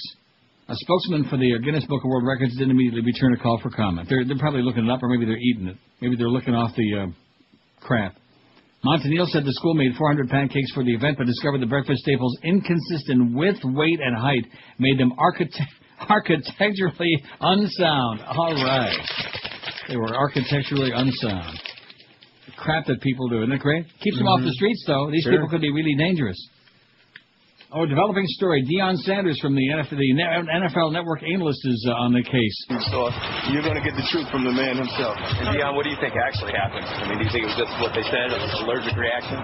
It's what he said. Have you spoke to him yet? We have not. Yeah, that's why we're talking to you. He's going to tell you the truth what he said. Are you concerned, Deion? Yes, what's up, brother? How you doing, man? How you doing? Well, that's Deion.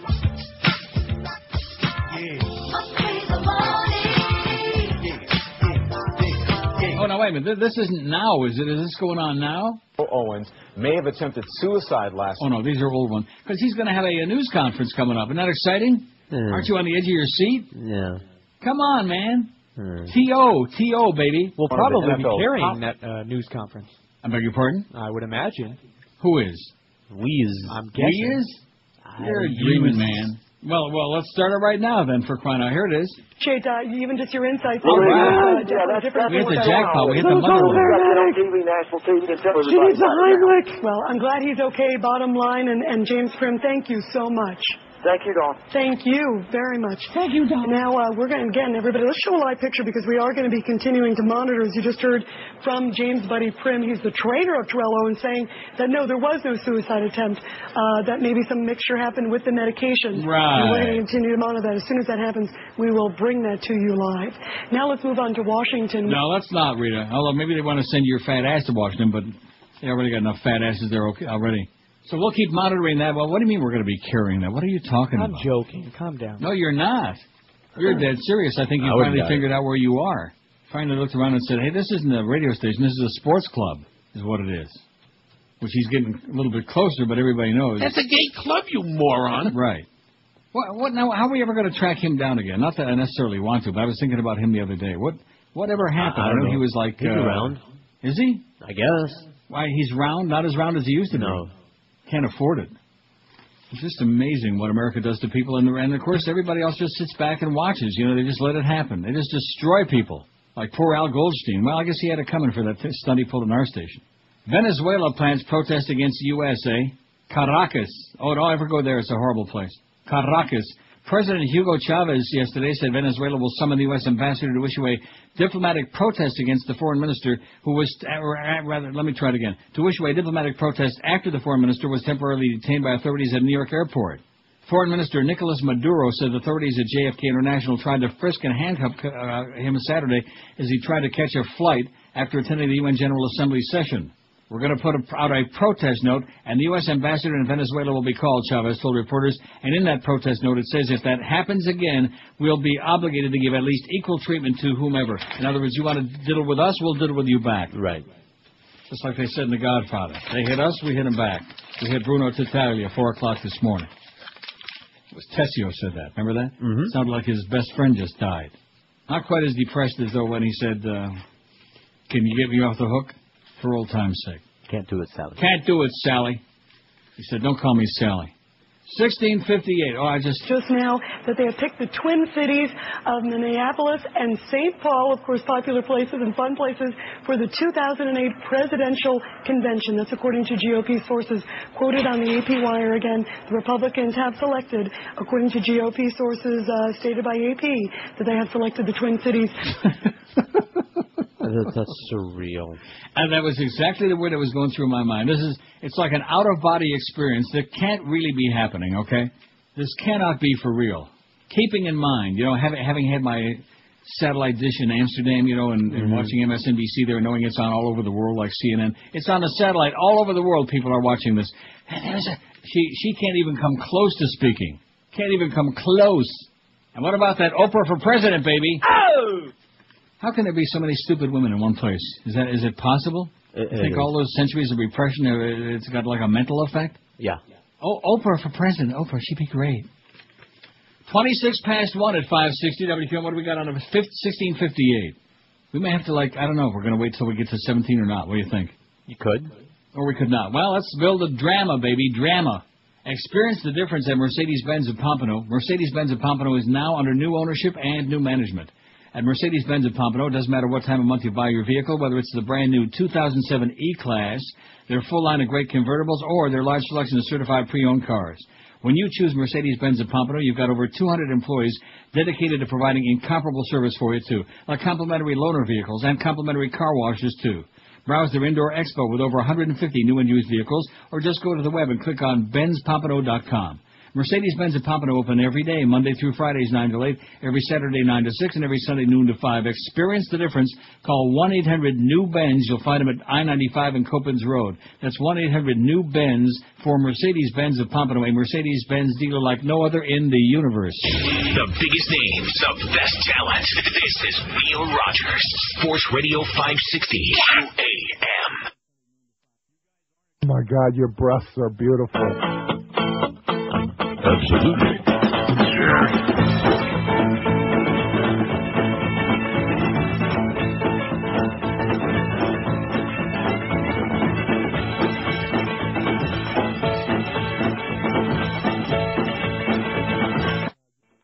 Do you like boobs a lot? Yes, I like boobs a lot. Boobs a lot, boobs a lot. I like boobs a lot. Really like boobs a lot. I like boobs a lot. Boobs a lot, boobs a lot. I like boobs a lot. Down in the locker room, just three boys. Beating down the locker room with all that noise. Singing, do you like boobs a lot? I like boobs a lot. Boobs a lot, boobs a lot. I like boobs a lot. Do you wear your chocolate? Yes, I wear my chocolate. Got to wear your chocolate. Gotta wear your chocolate. Chocolate, chocolate. Gotta wear your chocolate. Got to wear your chocolate. Gotta wear your chocolate. Down on the football field. You never can tell what the hell can feel, so you gotta wear your chocolate. Gotta wear your chocolate. Chocolate, chocolate. Gotta wear your chocolate. If I had a flag along, if I had a flag along, if I had a long flag along, if I had a long flag along, if you like boobs a lot, tag along. Beep, boppy, boob a lot. I like boobs a lot, boobs a lot, boobs a lot. I like boobs a lot. Big and round, they're all around.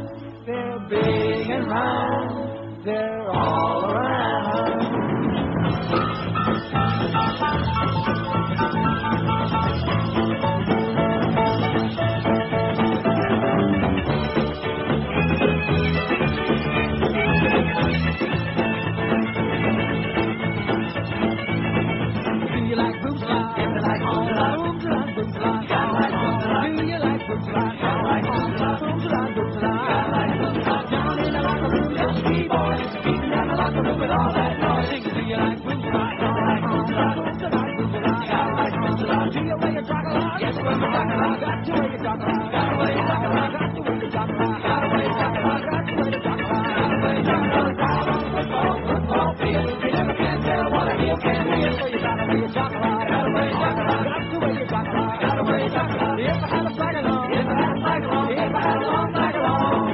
If I had a long flag along,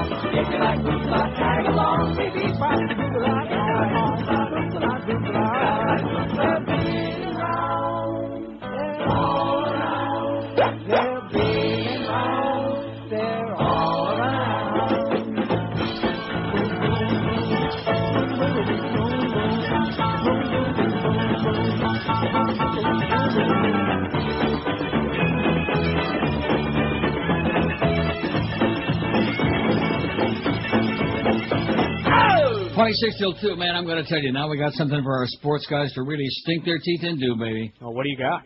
What do you mean? I'm talking about T.O. Oh, okay. I thought something like, breaking Something news. new and exciting? Yeah. Oh. I'm just got a little piece of cheddar cheese here. It's my lunch. Anyway, I closed out the poll, okay? I got the new one up there so you guys don't have to worry about it. That was pretty genteel and gentile of me. Very sweet. Here's the final result of this one. How much do you usually listen to WQM these days? Inquiring minds want to know, believe you me. We are on the edge of our seats. Only listen to Neil's show, 914. 54.8%. Doesn't that just blow you away? It's pretty impressive. Wow. Less than I used to, 267. That is not good. We better do something about that. Fast. Quite a bit, 193. Seldom, 127.